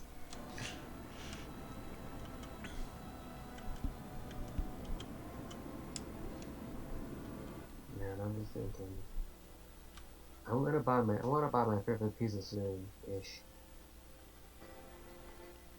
The problem is I have to go out and go get it.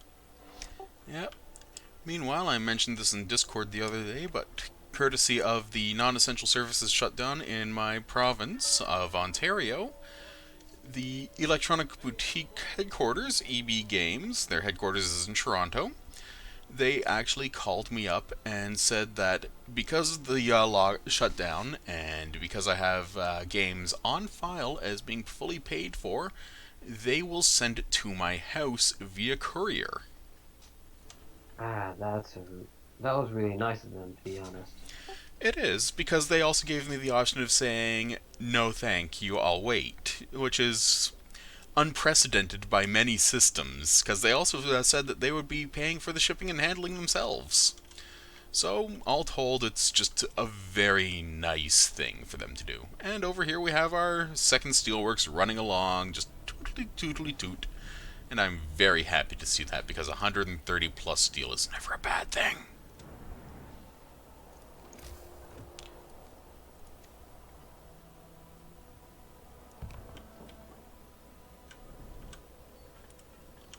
Just going to drop that shrine over there to increase the overall efficiency. And then I think I am going to start building houses, or at least research houses, because it's going to get nasty. It's on day 36 is the next storm, in fact. So these guys finally got to the stone arch. Let's send them straight back to the ice needles.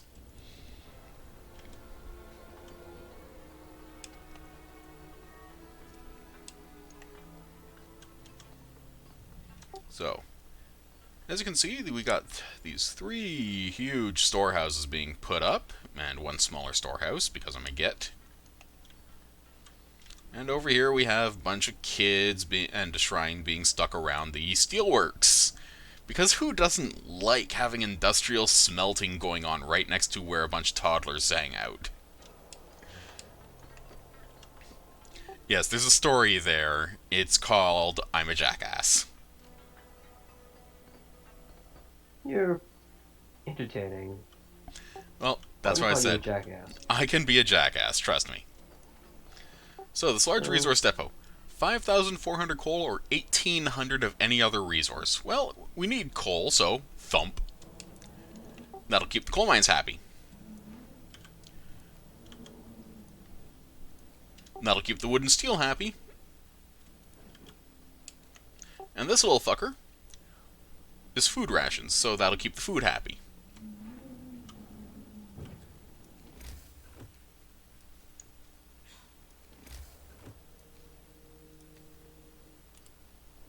No, I don't want to gather. Ah, got another faith thing going on. Food for the hungry. Faith keepers have found someone's illegal stash. It's large, so they distribute it among people in need. Perhaps you'd like to use it another way. Okay, so 100 food rations will be added to the stockpile. Hope will fall, or hope will rise and the hungry will be fed. Well, no one's actually hungry, so fuck it. Hope will fall slightly.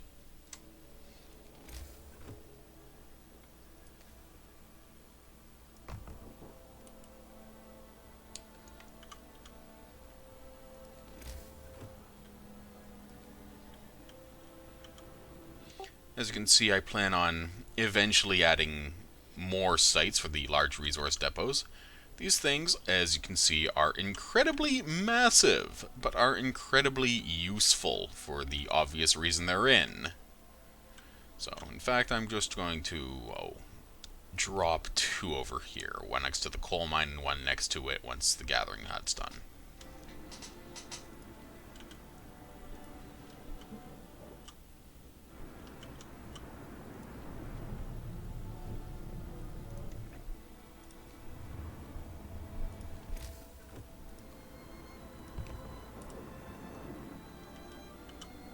In fact, I might as well decide to upgrade the sawmill anyway, because of the fact that it's going to live for just a bit longer. And steel wreckage is being depleted, so huzzah to that.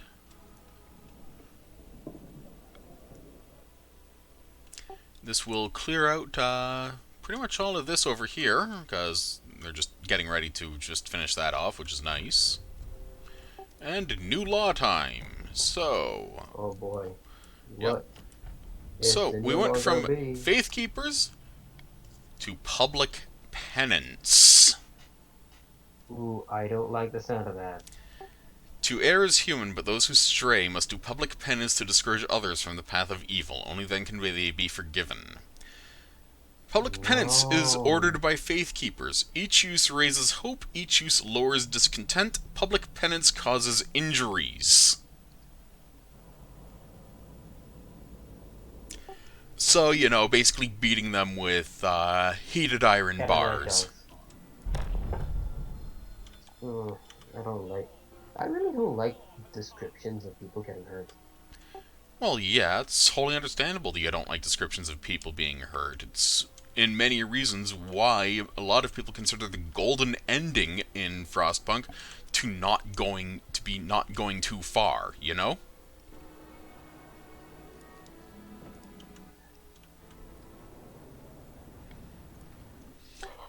as you can see, the Faith Keepers here can now do public penance, and they can do nighttime processions. The processions will actually cause discontent to stop, be reduced, while public penance is hope rise. Because But they're assholes. you're fine on discontent and hope right now. Oh, I know. This is just the steady. What's the word I'm looking for? The steady dissolution of idealism in favor of cynical acts and actions that are primarily based around the exploitation of religion.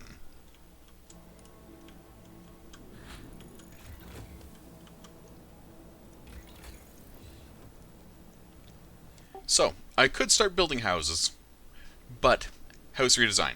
10 less wood, 10 less steel. Massively, stupidly important. Never start building houses until you have the house redesign completed. Because otherwise, 35 wood and 25 steel a pop. When the bunkhouse, which is one step lower, is 20 wood and 10 steel. Right now, if I want to plant a house, it's 20 wood and 17 steel. With the redesign, that's 10 wood and 7 steel.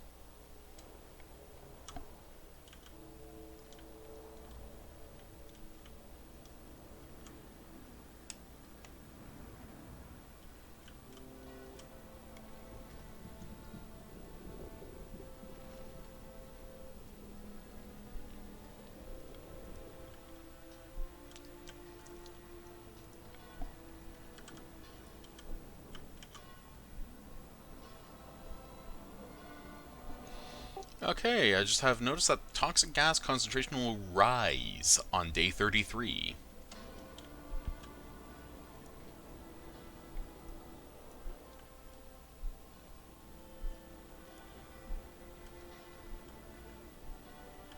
I mean, it's already dangerous. What's worse? What is worse?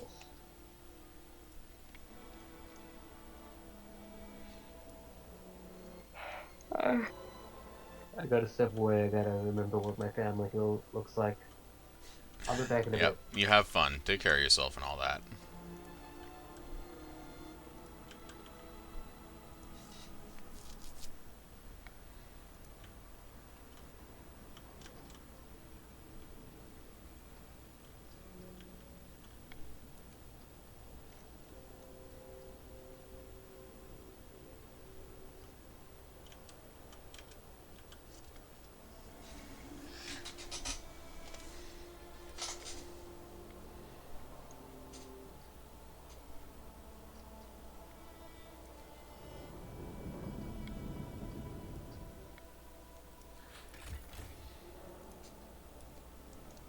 So as you can see here, we still have a half dozen coal piles that we cannot yet physically access, but we will want to anyway. We currently gain 720 coal a day and consume 20, most of which is heaters, of which we have a total of 32. We can have a stockpile of over 11,000 now, which is quite useful.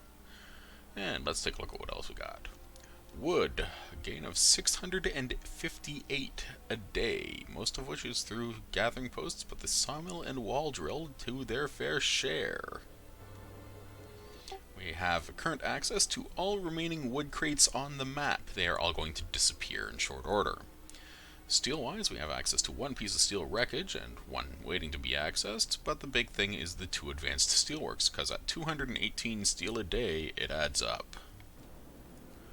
Food processing. As you can see, our raw food gain is now 315 a day. This is going to be incredibly useful in the long run. The cookhouse is being lazy because, well, it can't use any more raw food because we only have one bit left. That will change. Health-wise, we have 5 people that are sick, 0 people who have died, and thankfully we have a rather sizable health capacity, so we should be good for the time being. And housing conditions, we have 405 people in livable homes, 55 people in comfortable homes, which means that they're hiding in the care houses, and we have 42 bunkhouses in total, so we have a total household capacity of 420. We have 460 citizens, so we're going to need to build 4 houses.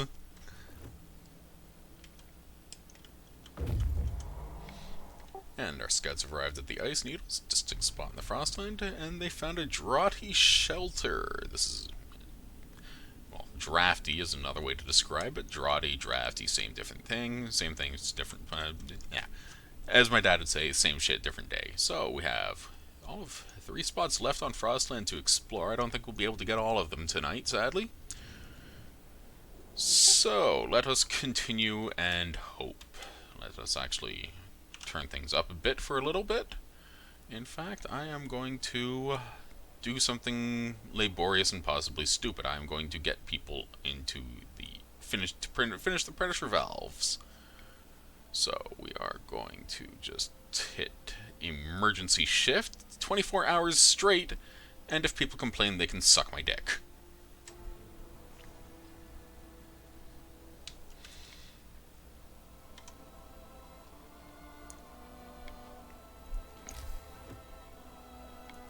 There is one other thing, however. Tower pumps. Oh wait, that's a different beast altogether. We actually have not researched what I was thinking of. We have not researched the air filtration system. The air filtration system, for obvious reason, is kind of important.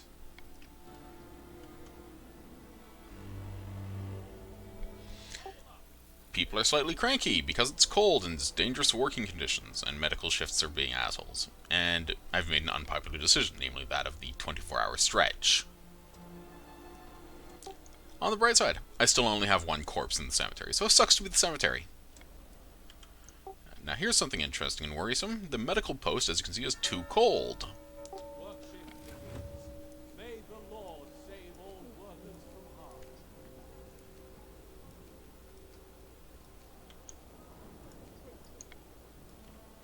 So let's just gallivant about and heat things up a little, simply because of the fact that it's safer in the long run, and the short run, and the medium run, you know? Because minus 50 is absolutely fucking brutal at the best of times, and it's only going to get worse from there. So dum-de-dum-de-dum, dum-de-dum-de-dum. Warm you up, warm you up, warm you up. Definitely warm you up. Warm you, warm you, warm you. There we are. That's gotten people happier. Got discontent down a bit.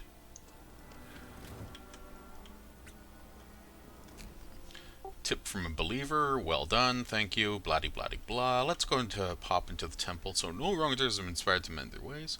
Citizens, cache of food. Stockpiling food. Retrieved 1. Cache of food. Retrieved 2.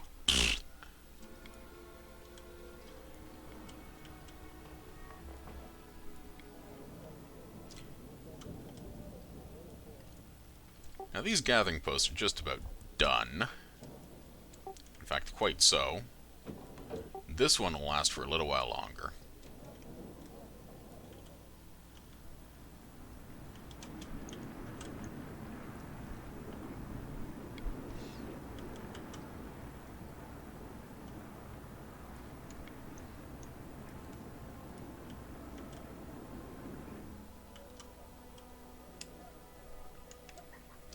Now, as you can see, the fumes are at toxicity level of high, with 3 bars of toxins.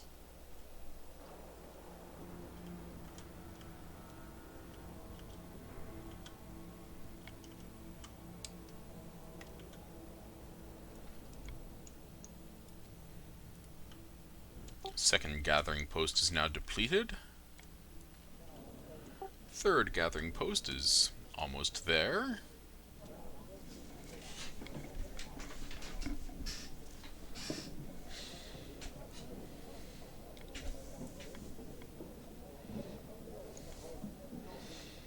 At 7.7 per hour, it's slow, but it keeps people warm, which is important. Because the warmer people are, the less likely you'll end up having a massive epidemic of dead. Meanwhile, the pressure valves are going along reasonably well. It's cold, but there's not much else I can do about that. The big thing is that will only take 7 hours to finish that.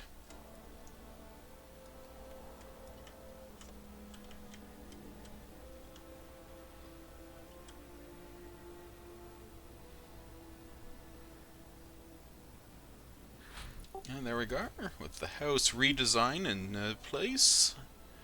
I can now take a moment, pop over to heating, grab advanced heaters, and then I am going to start actually, well, building proper housing. This is going to take a bit. 1, 2,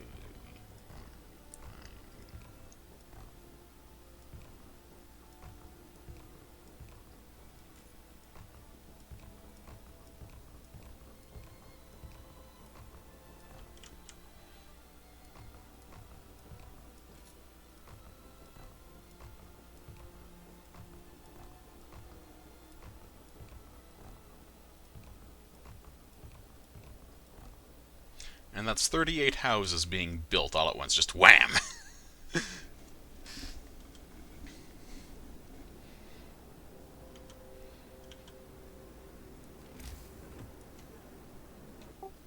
And then 3 more, just for good measure. 39, 40, 41, soon to be 42. And then I have to find another spot to start dropping houses onto. I'm thinking this now empty spot will do quite nicely. I see they're already adding makeshift culty things to everything.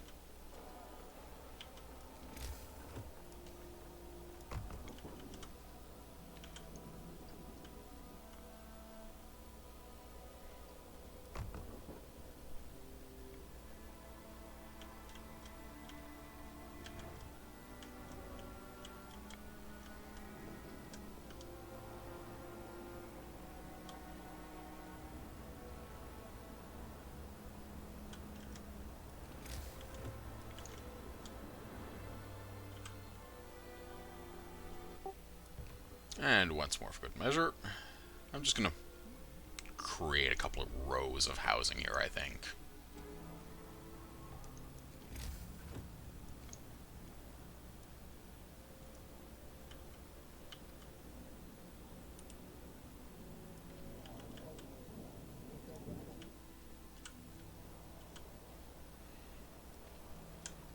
And over here, well, the pressure valves are already 80% finished and climbing. This is not a bad thing at all.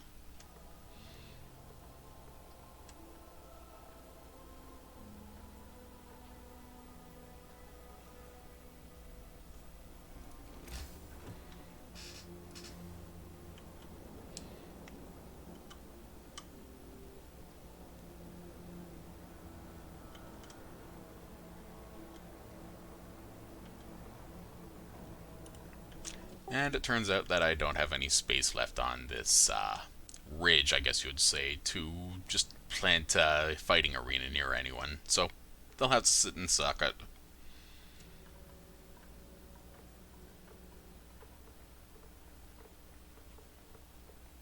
So I have 184 people kind of sad and whining that it's cold out because their houses are being rebuilt to be warmer. Sucks to be them.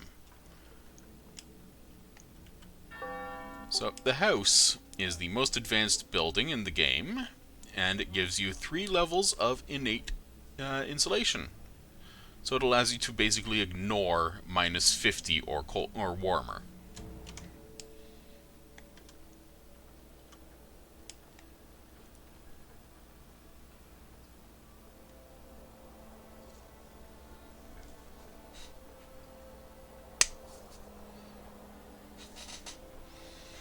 And that was the second component of the generator completed. We now have the piping set up for the underground usage. This will be important later. Now on day 36 we have a storm coming. This is going to be stressful, I think. Ish, maybe.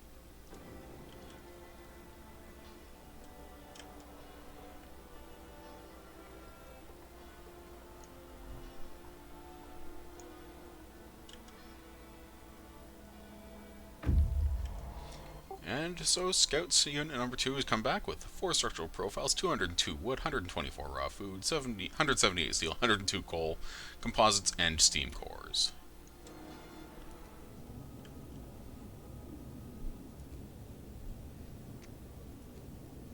They're just too far away. I'm not going to bother because the storm is coming.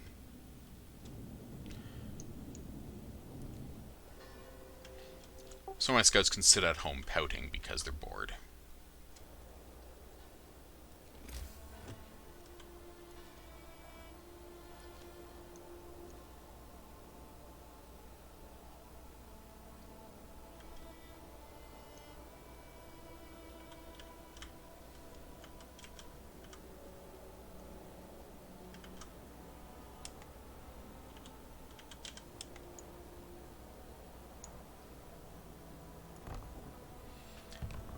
And I might as well add 2 more workshops to the to-do list, so let me just drop a shrine near both of them, simply to keep people, well, more efficient, because the efficiency is always a big plus in this game.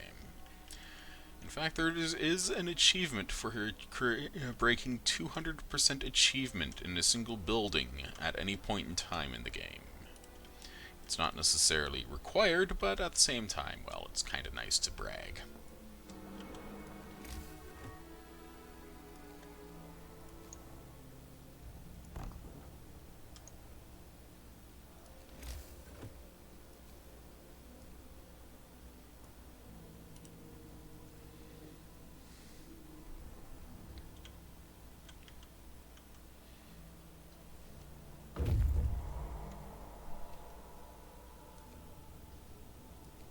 And the scouts have reached the shelter, a small shack, poorly put together from broken crates. Nothing here, might find supplies.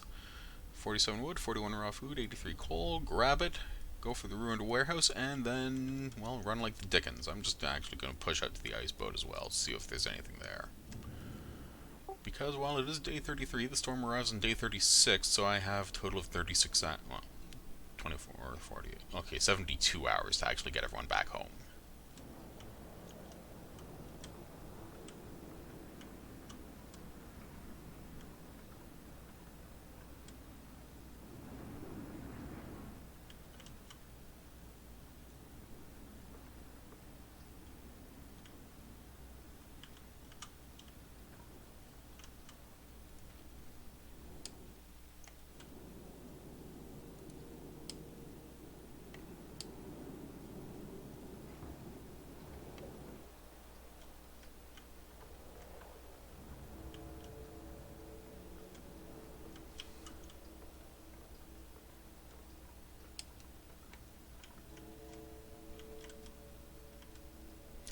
In fact, next up on my to-do list, I think, will be a second wall drill, because I can put it right over there.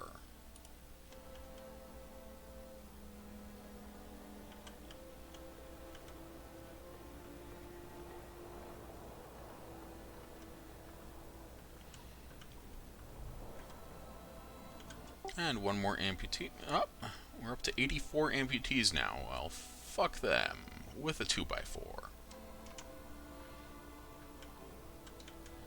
So we're currently at 85 children and 84 amputees, and the amputees are more likable.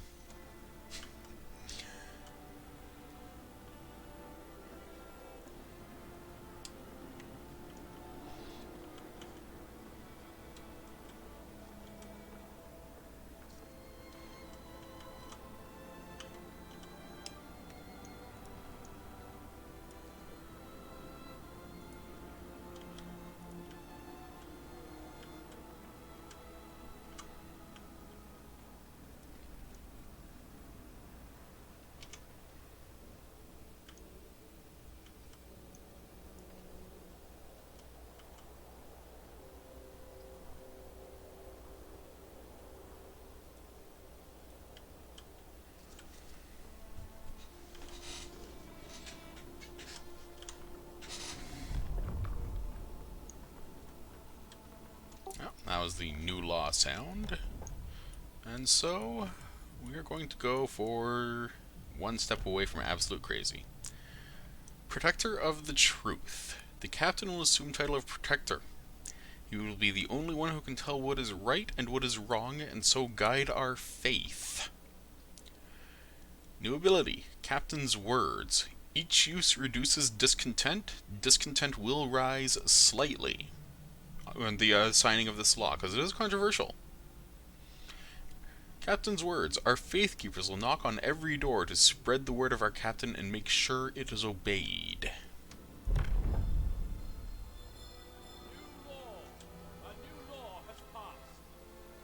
This is controversial, for the obvious reason.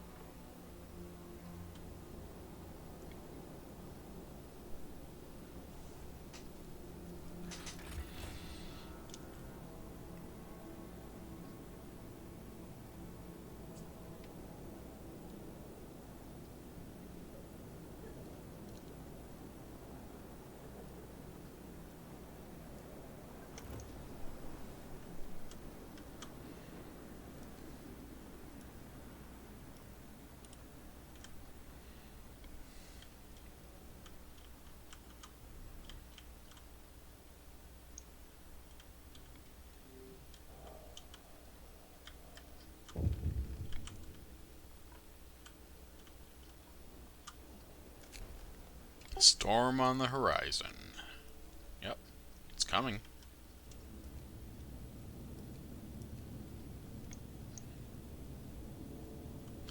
$10, 55 minutes for our second set of scouts to get to their destination, and then we send them straight back to the city. Because nobody wants them to die out there.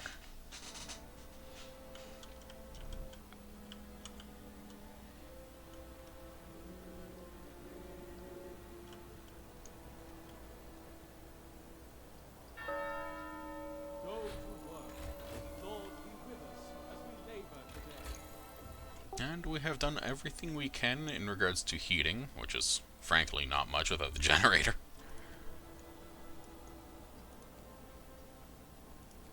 So let's start on streamlined prostheses, because frankly that will be quite useful in the very near future, what with the whole 84 amputees.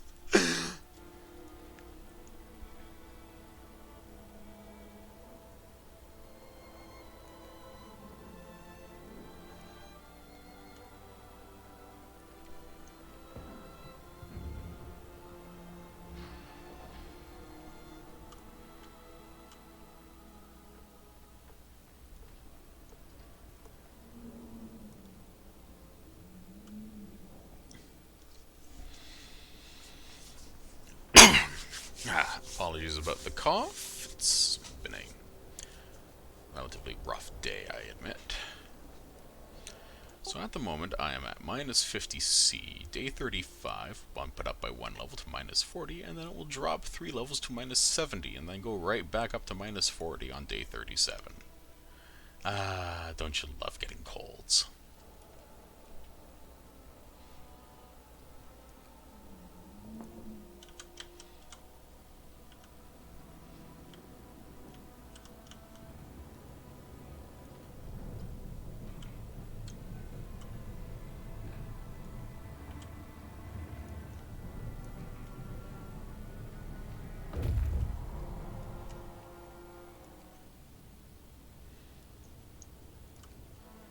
Okay, those scouts are safe from the storm that is coming. That's always a good thing.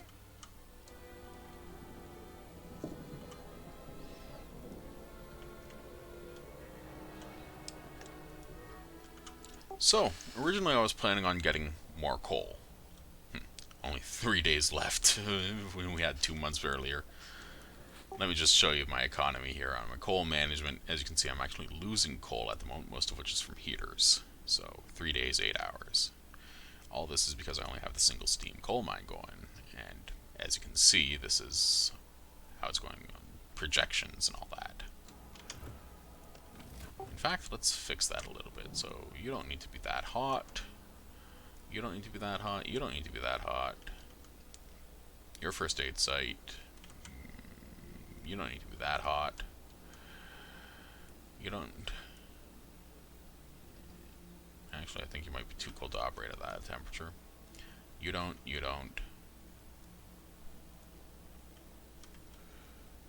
You definitely don't. You're toasty.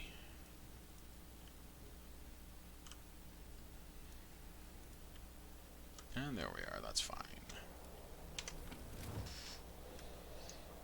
And all of a sudden, coal will go from 3 days lasting to 5 days lasting.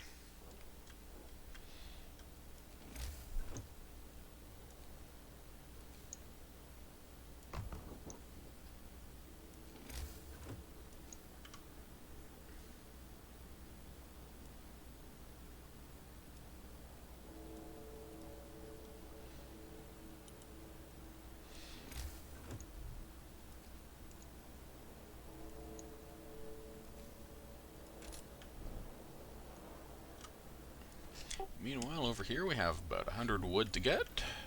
And there we are, prosthetic upgrade, yay. Optimized prostheses just are produced faster, so we don't need to grab that yet. While I would like boosted scout sleds, because speed is very important, I will have to go for the steam wall drill first. The wall drills, as we run out of frozen trees, like the ones over here, are going to be the primary source of construction materials that are going to still be used for a significant chunk of the game.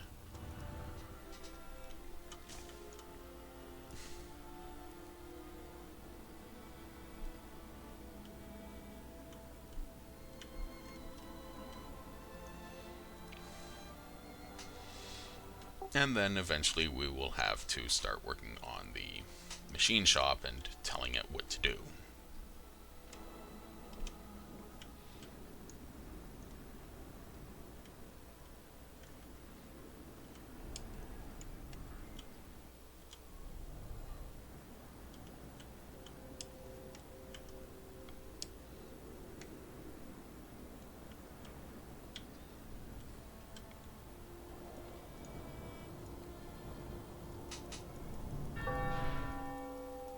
Time to rest. Remember those who work overtime in your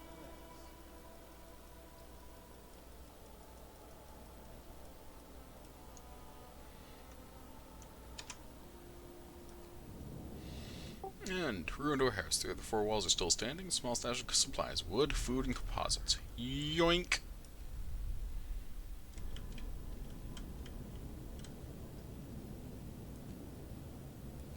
And then it's an absolute mad dash and prayer that we get home before the storm does. So in 1 day and 20 hours, and the storm is closing in. It's day 35, and the storm will be there in day 36. So, oof, this is going to be a tight one.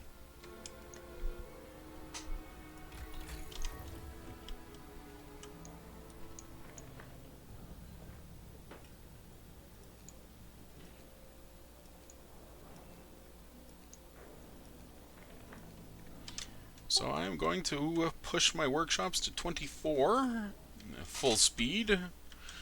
Nobody stops this time.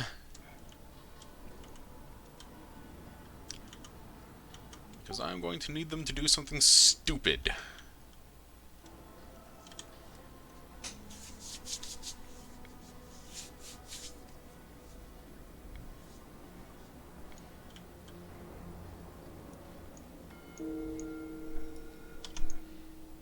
And, no, 5 of our people have died. On expeditions.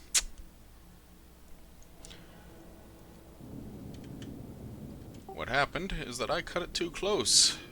The storm got them.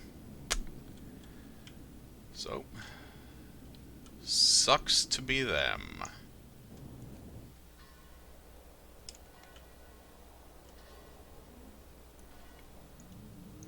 Oh well, I'll just make some volunteers.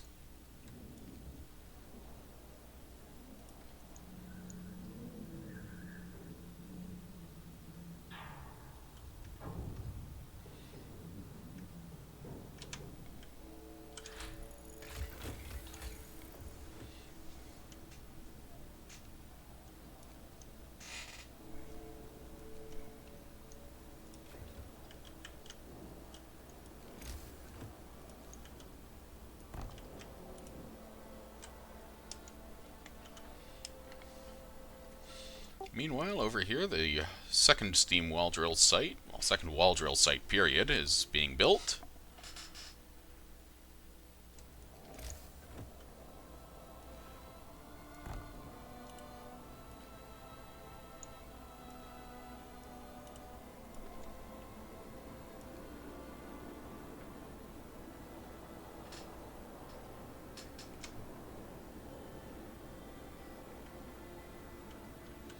And if people want to freeze, well, that's good.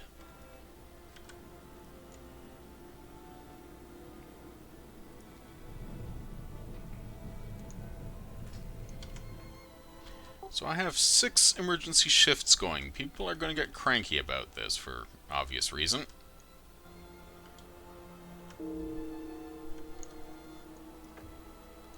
Oh, work accidents now.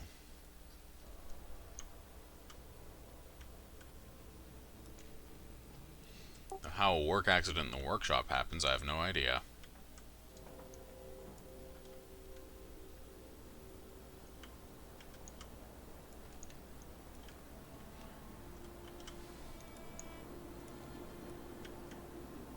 Just reducing some discontent by turning off the extended shifts at the steelworks.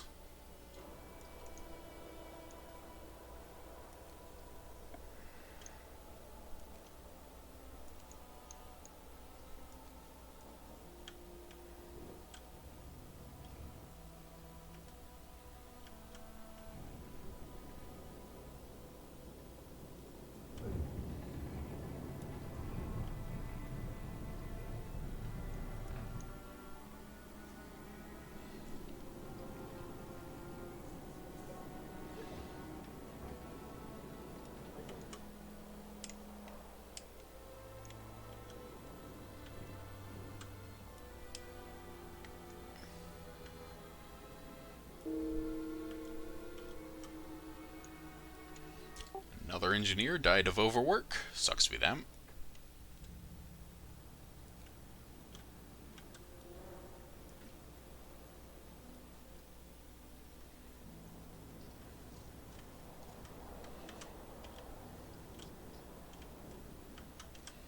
So as you can see, my discontent is pushing a little bit. But with automatic prototyping, I'll be able to make certain that this place is going to be safe for the coming storm.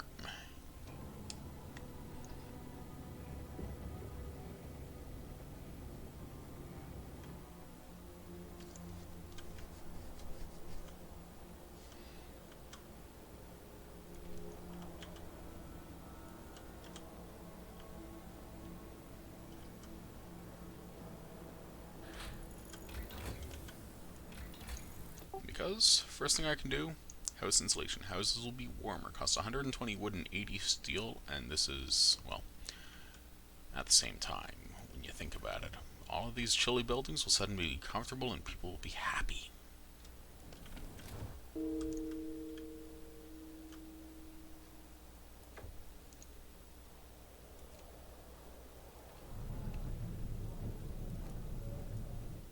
And people are cranky because people are dying. Aw, sucks to be them.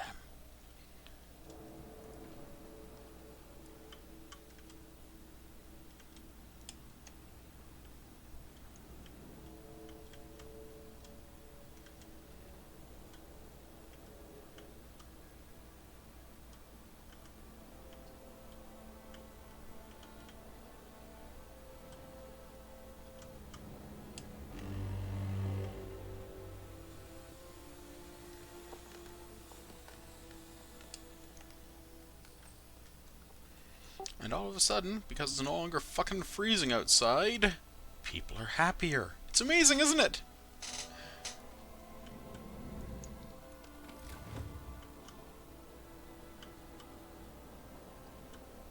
A new workday starts in the name of God.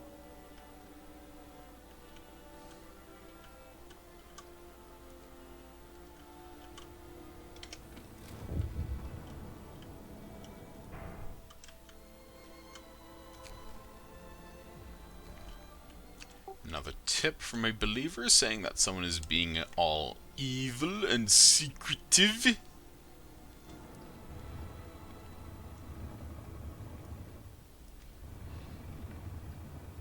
Ah, 3 people are burying the dead.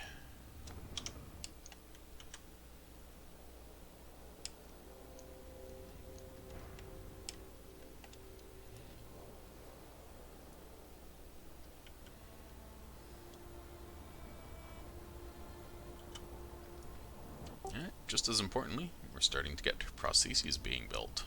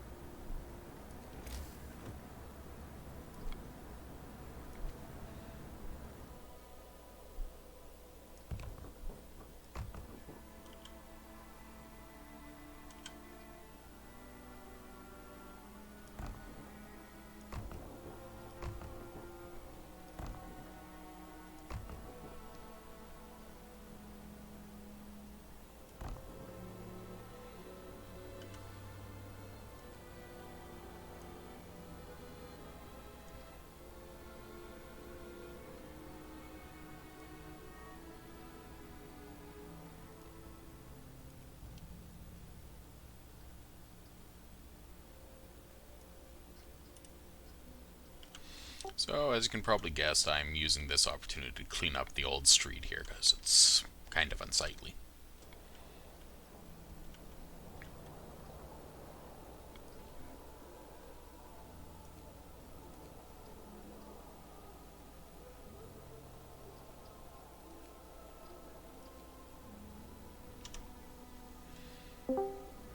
Hello there, how you doing?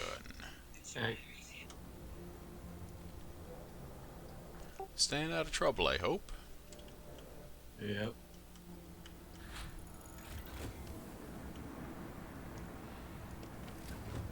And with all houses also all of a sudden a bit warmer, everyone's going to be a lot happier this coming storm, because it's going to be an absolute honker of one.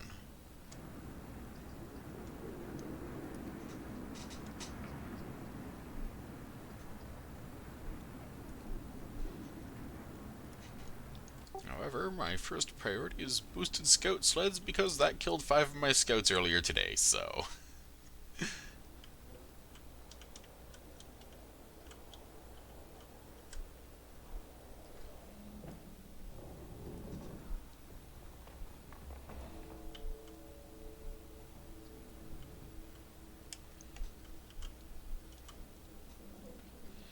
And then eventually I'll start collecting or building more steam exchangers, because those are important.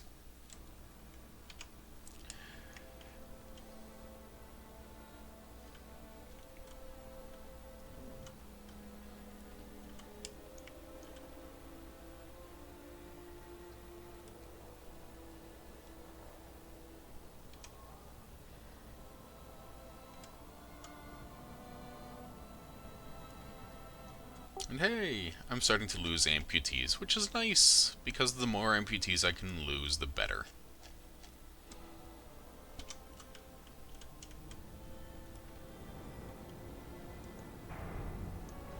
Takes a while for them to be built. I really should consider researching the optimization that allows them to be built 50% faster.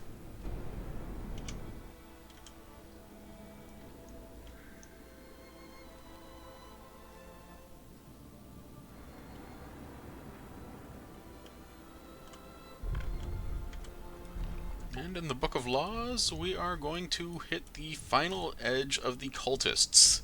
The new faith.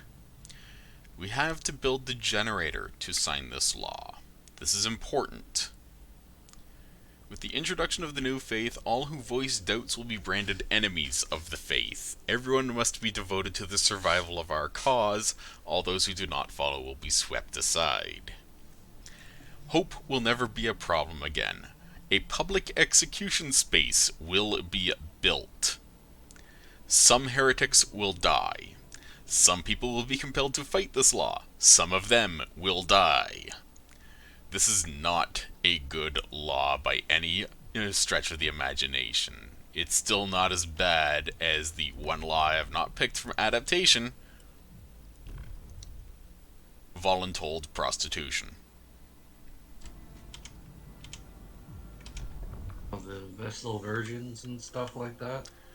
Oh, no, no, no. There's no such thing as Vestals out in Frostpunk. It's very much a case of, yeah, there's a law signed saying that we can order you to go to the bar and serve as a prostitute, regardless of your gender or your opinion on the matter. So, concerning. Mm-hmm. The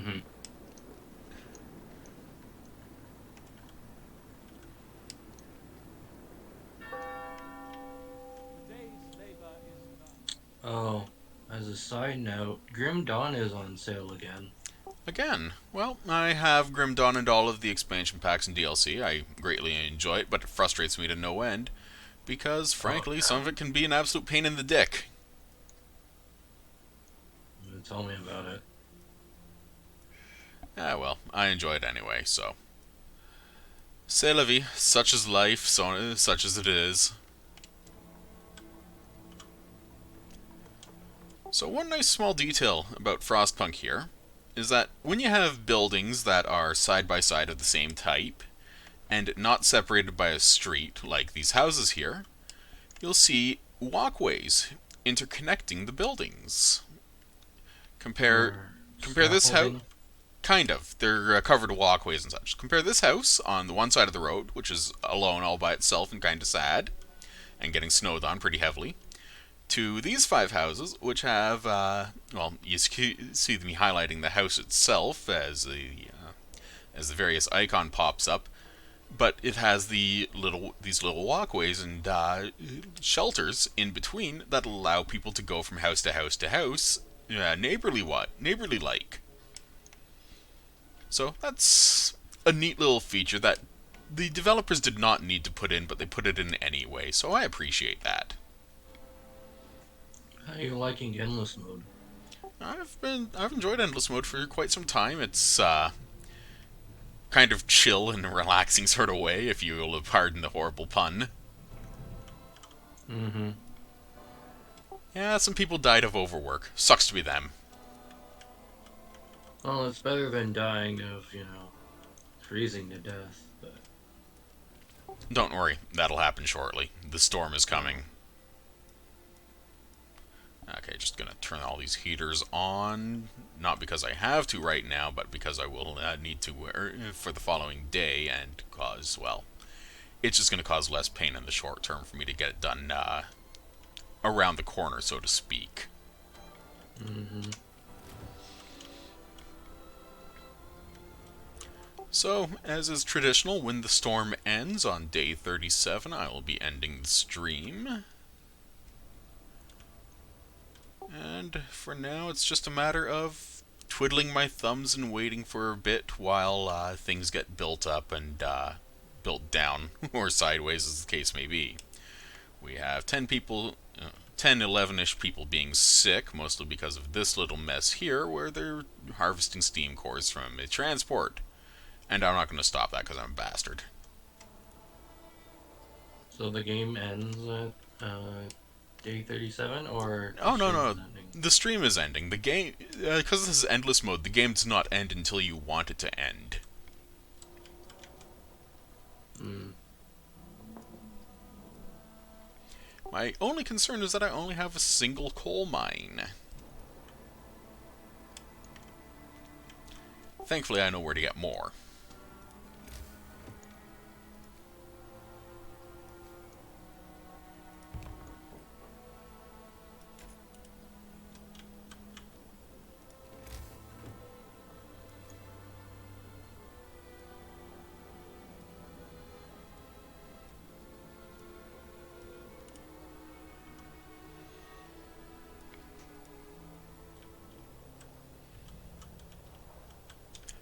One of the challenges of this map, as you can probably tell, is quite simply deciding when you want to build bridges, because there's, well, these, well, crags, for lack of a better term, and bridges are expensive at 200 wood and 150 steel a pop. They are not cheap in the slightest.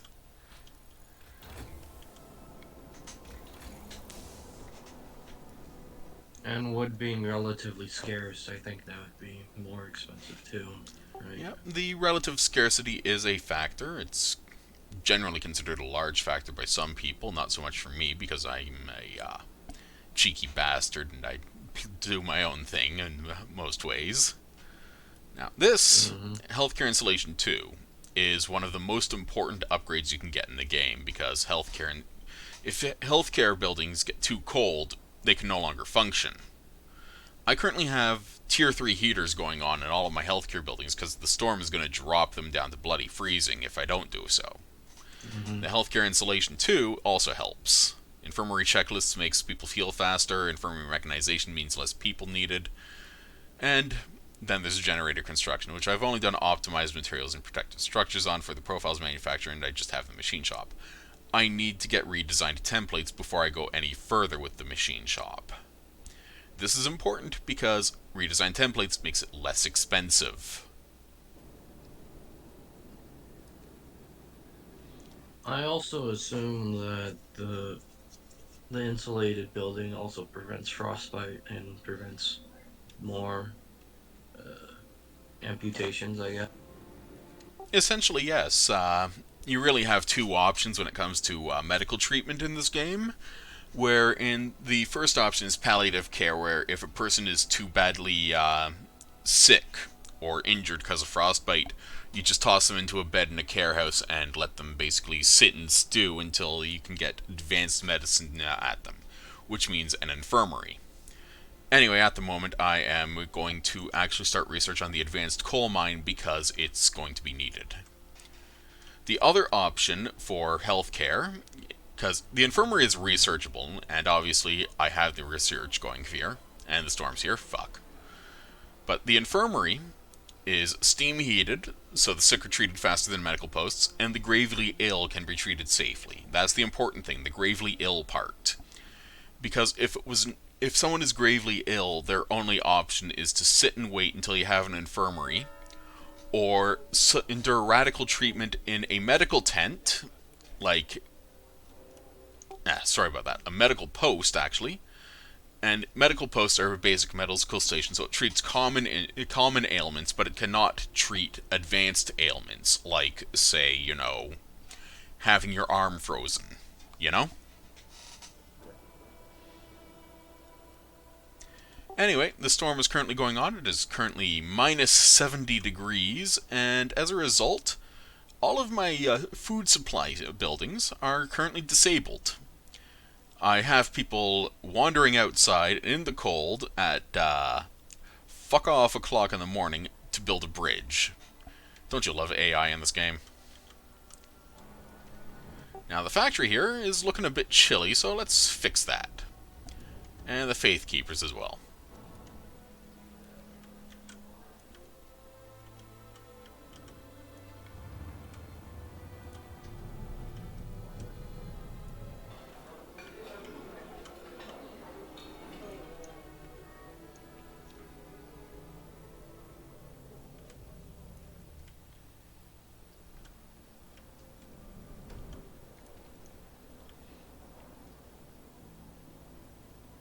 So there's 2 steam cores here. There's 15 people slowly freezing their dicks off because they're dumb like that sort of thing. I don't care. Sucks to be them. At a quarter of a core an hour, it should only take them 2 hours to get everything done.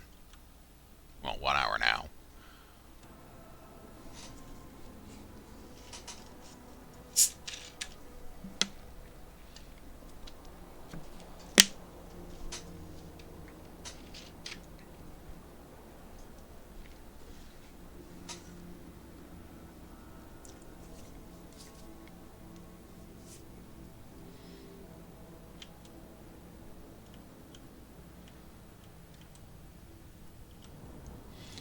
And as you can see, I am building a massive fuck ton of prostheses because of the fact that I have 69 people that are amputees.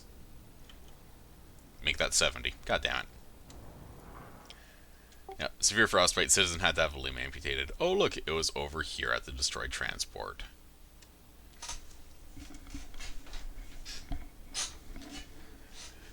At some point in the game, you just kind of stop caring about people and just say, you know what, fuck it, I'm gonna make you do what I want you to do. And if they don't like it, they can get screwed. So, anyway, I've just finished researching the advanced coal mine. Now I'm going to research the subfields for the coal mine, the mining optimization and rationalization, which makes them more efficient, which means, well, more fuel to, well, everything.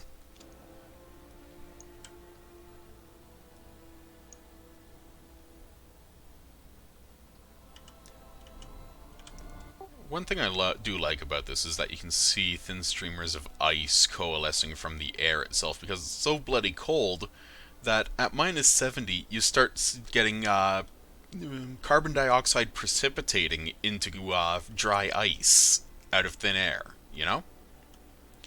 So as a result of that, and as a result of the weather being absolutely dreadful in Frostpunk, you actually do have an instance where you can see carbon dioxide solidifying and collapsing into things. It's kind of cool.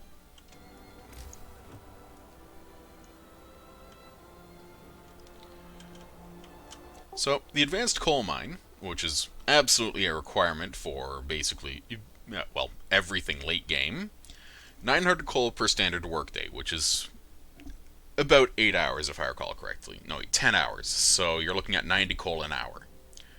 That's not bad, obviously. With the efficiency upgrades, you're looking at about, when all's said and done, 125%, so even better. But the big sticking point is the requirement of 3 steam cores. However, I've already invested 2 into my old coal mine here, so I can just drop that in there, and it will only cost me 1 for the upgrade. Meanwhile, on the far side, I can drop a bridge right over here, and then I can get access to this coal deposit and drop another coal mine here.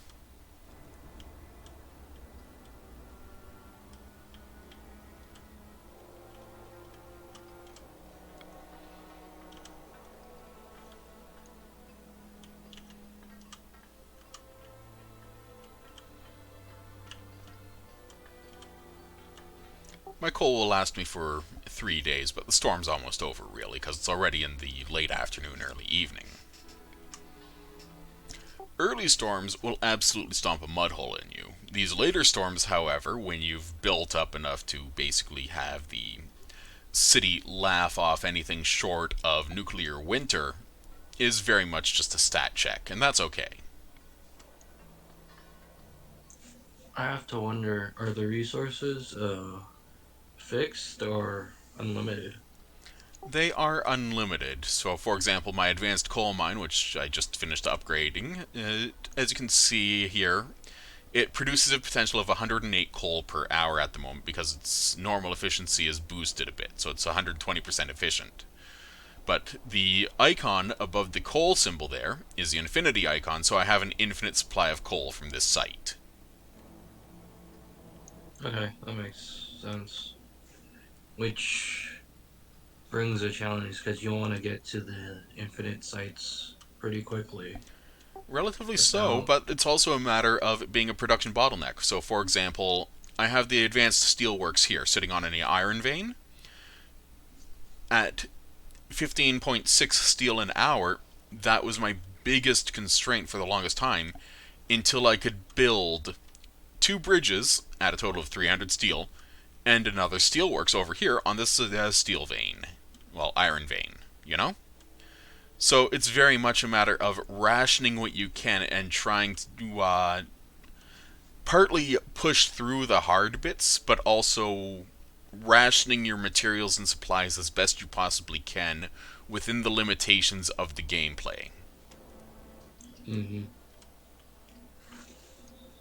Have you played longer after day 37? Before? I have. In fact, there's an achievement for going through to somewhere in the ballpark of day 200, if I recall correctly. Nice. Does it get any harder or easier? That depends on your playstyle, but in general, most people would say it tends to get easier instead of harder.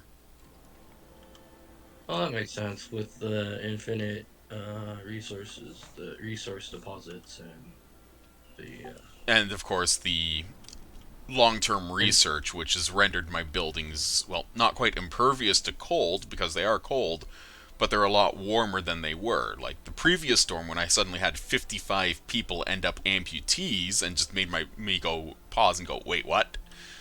It was very much a yeah, case of, the infrastructure yeah, probably helps a lot. yeah, because these houses, well, as you can see by the house modifications, it has +3 building insulation plus house insulation technology, so +4 in total, with a -5 weather modifier, so it's -1 total as a modifier. So that's why it's considered chilly instead. Yeah, so that's why it's considered cold instead of chilly, which is the default. So you got cold, you got very cold, and you have freezing. And in the previous storm, which was 12 days before this storm, it was at a case of everything was freezing. Because I only had bunkhouses, which only give me a building insulation of +2, and without the generator being built, I don't have means of basically creating an aura of heat or creating heat zones around the area to keep my citizens warm and functioning. Oh, that's right. In endless mode, you have to build the generator before you. That's right, because in this case, what happened is, story-wise at least, I got here and the generator had exploded from overuse. So I had to tear down the wreckage, and I'm starting to rebuild the new one. Mm-hmm. And Which Yeah, is take about your as I fun time as forgot it's. about about that in endless mode. You have to rebuild the generator. No, this version of Endless Mode, where you rebuild the generator, was installed with the new expansion pack the last autumn, and Oh, honestly, it's worth doing. It's very challenging. It's almost impossible to do well, but I greatly enjoy it anyway. I gotta go install Frostpunk sooner or later. It is, I admit, an incredibly good game. It is incredibly stressful because it's very much a case of you're trying to stay ahead of the curve instead of at or slightly behind the curve. Because if you're at or behind the curve, shit happens. Yeah. Yeah. So, I just finished coal mining optimization for 10% more efficiency. I can now access coal mining rationalization, which adds another 10% more efficiency. And with the holy shrine near near the workplace, that adds another 20% efficiency. So instead of 900 coal per 10-hour work shift, all of a sudden I'm getting another 40% of that. So 90, another 360 on top of that. So 1,260 coal. That's not a bad haul, is it? Yep, that's pretty neat. Which one do you like better, discipline or faith? Um, I tend to go for discipline personally because, well, order over faith. Simply because of the fact that I have issues with the long-term logistics of a faith-based gameplay. Hmm. Wonderful, strong winds. Okay, weather's trying to do us in. Owing to large atmospheric pressure gradients, strong winds are predicted. All scout teams and transports travel at half speed. Wonderful, Tazard. Fuck my life. Okay, so I've paused the game for a moment. I am just going to immediately drop in a second coal mine. Right there. Bang.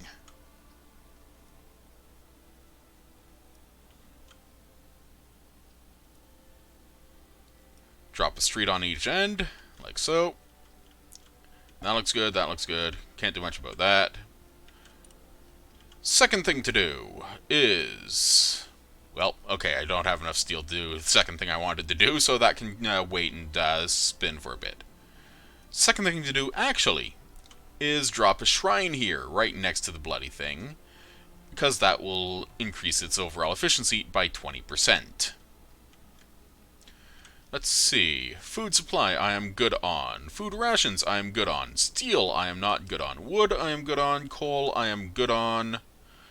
Because it's now all of a sudden toasty warm everywhere, I can start turning off heaters. These heaters are expensive. They burn basically, if my math is correct, 3 coal an hour. That adds up very quickly. So Yeah, just I cool would them all down. think so. Yep. Because don't even need to worry about the bar over there anyway. And there, that should turn off all of the heaters except for the one in the machine shop, which is not being used. So, my coal consumption is now 0 a day. My gain 1188 a day. Oh, That that's is some, good. yeah, that is some Gotta pretty. stock. You see, here's the thing. Employee delivers 10% efficiency. 10 employees. Plus 2% for work in near shrine per employee. Base efficiency 120%. Then you get the coal mining optimization of 10%, but it's an additive but it's also modified by the shrine, so it's 12%, as you can see there. Hmm. Yeah, so it's interesting. I have one steam sawmill, two steam wall drills, both operating at, well, one wall drill's only at 100%. I need to fix that. That's why I forgot to drop a shrine on his ass. I'll do that later. For actual steel, my steel works. Let's see, I have two people going to eat, so 96% efficiency. The other one is at 108% efficiency because it's going to build. Their daily gain is 156 steel a day, and I have one piece of steel wreckage that I can't access yet. Food processing. This is important because, well, obviously, people need food. 168% efficiency because of an event for kitchen helpers. I am not complaining one bit about that. So, as you can see, I'm getting 45 food from each of my 7 hunters' hangars, but they do not operate during storms, so you want a stockpile. Health status, I have 52 in treatment, no deaths yesterday, yay. If I look at this bar graph, however, you'll see that I do have a line of dead that went beep just a little bit at the 34th. Housing-wise, I have 129 vacant beds, 0 vacant beds in care houses. This is an issue because, well, I have people that need use of the care houses. Everyone in a house is living comfortably. The people who are in care houses instead, are only in livable because it's a healthcare building. So that needs the healthcare heating upgrade, insulation upgrade. So at the moment, out of my 451 people in the city, I have 391 in housing, and the rest are just waiting for their amputated limbs to be repaired via prosthesis. So the factory is going to be working fairly heavy on that once its efficiency gets back up, because there's 2 idiots absent to go eat. Zooming out, let's see what we have here. We have ice needles, we have an ice obelisk, and we have a broken tree, so only 3 sites. Use the broken tree for fighting. But as you can see, it takes 1 day and 1 hour to arrive because of the negative event. I'm still sending them out, though. 1 day and 9 hours to the ice needles, 1 day and 1 hour to the ice obelisk, and if I want to go to the broken tree, well, let's see, 1 day and 8 hours, so sucks to be it. It can wait. I'm gonna head out, Sonar. Thanks for having me on. Yep, have a good one, B-Man. Take care of yourself, try to stay out of trouble and all that sort of hoopla, but, well, we know you. I have to ask, Ta-ta, DC. are there any upgrades for I'm sorry, you were roboting a bit. Could you repeat that?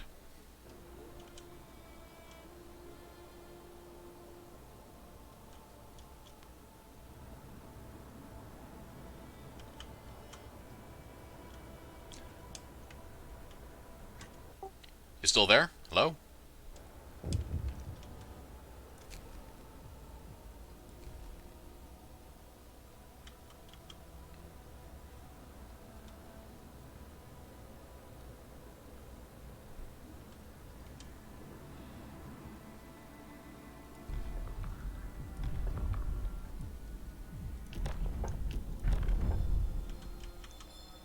Listen, everyone. New law is signed.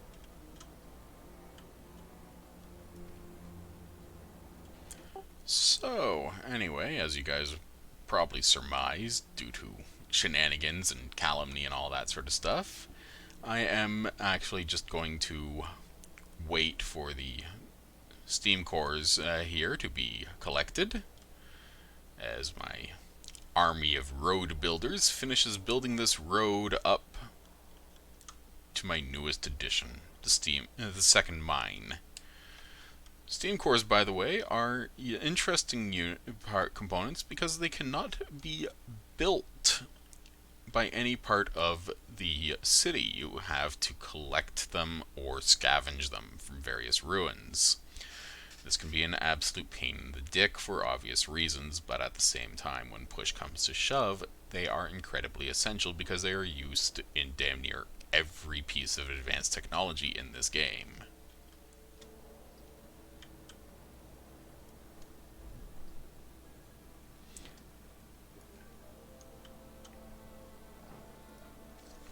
Mild frostbite for another citizen, sucks to be them. My hope is actually down a little bit, but that's okay, I'll fix that soon.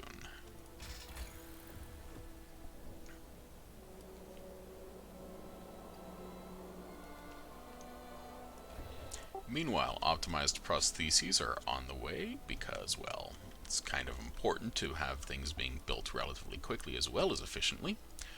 The destroyed steam core over here is almost done at potential 0.25 an hour, and, well, welcome back, by the way. Just finishing up the stream. Just waiting for some construction to complete, which will take a little bit because these citizens are being slow and laggy. Mm-hmm. Oh, I have to ask if you didn't hear my question earlier, because I might have not. You ended up roboting pretty heavily and ended up losing connection, so I didn't hear it. Can you upgrade the streets? The streets. No, sadly you cannot. The streets are essentially wooden planks over the steam pipes to power the various buildings, and you cannot upgrade them beyond that. They are very much a stopgap measure instead of a long-term survival measure, because it is expected that there is supposed to be a generator working and pumping steam through the pipes to the various buildings to keep things warmer. While it would be nice to have the streets be upgraded, honestly, they're not that bad, because, I mean, they don't look bad at all. It's just very much a case of the priority is the steam piping, and that's what takes a while to build them, instead of the actual, secondary effect of having people walk on them. Because as you can see, people have absolutely no problems walking around instead of walking on the street. Mm-hmm. Which is kind of funny when they're chest high in snow and thinking that, oh yes, we can just walk right over this and not worry one bit about how fucking freezing it is. Idiots.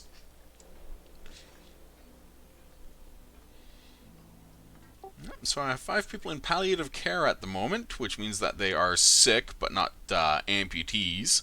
Got 55 amputees and 85 children to wrangle. Children.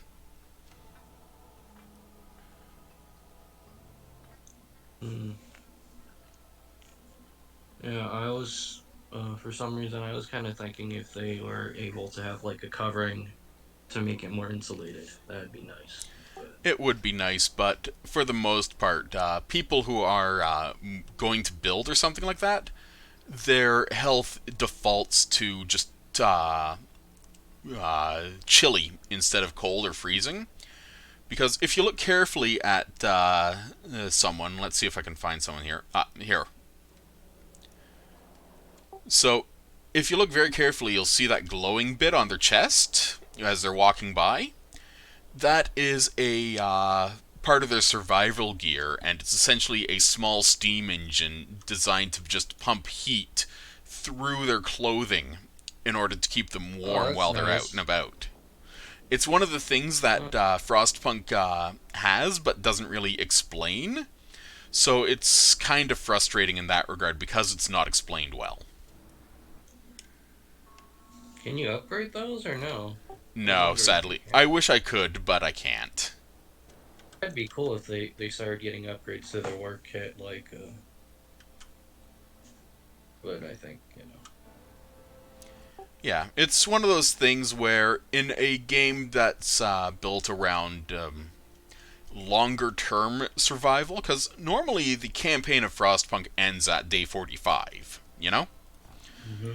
So a longer campaign that would involve, say, well, shenanigans, calumny, fuckery, whatever you want to call it, that would be a essential upgrade in very short order, and only someone who is strongly against that sort of thing would argue against it. Anyway, I'm just popping out 5 new houses over here, so eventually I will be moving housing away from the generator core during the construction process, simply because of the fact that there's just so much stuff I have to do that is limited by the construction around it.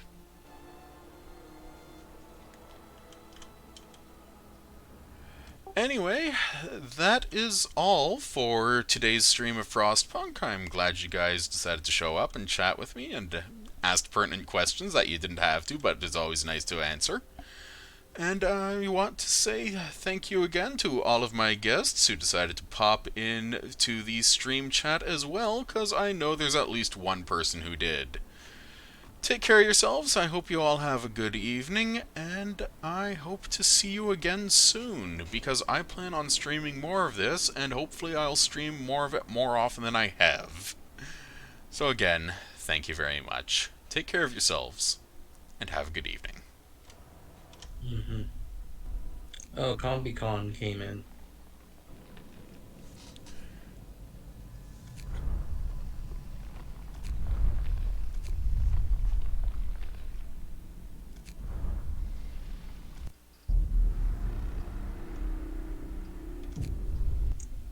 Mm.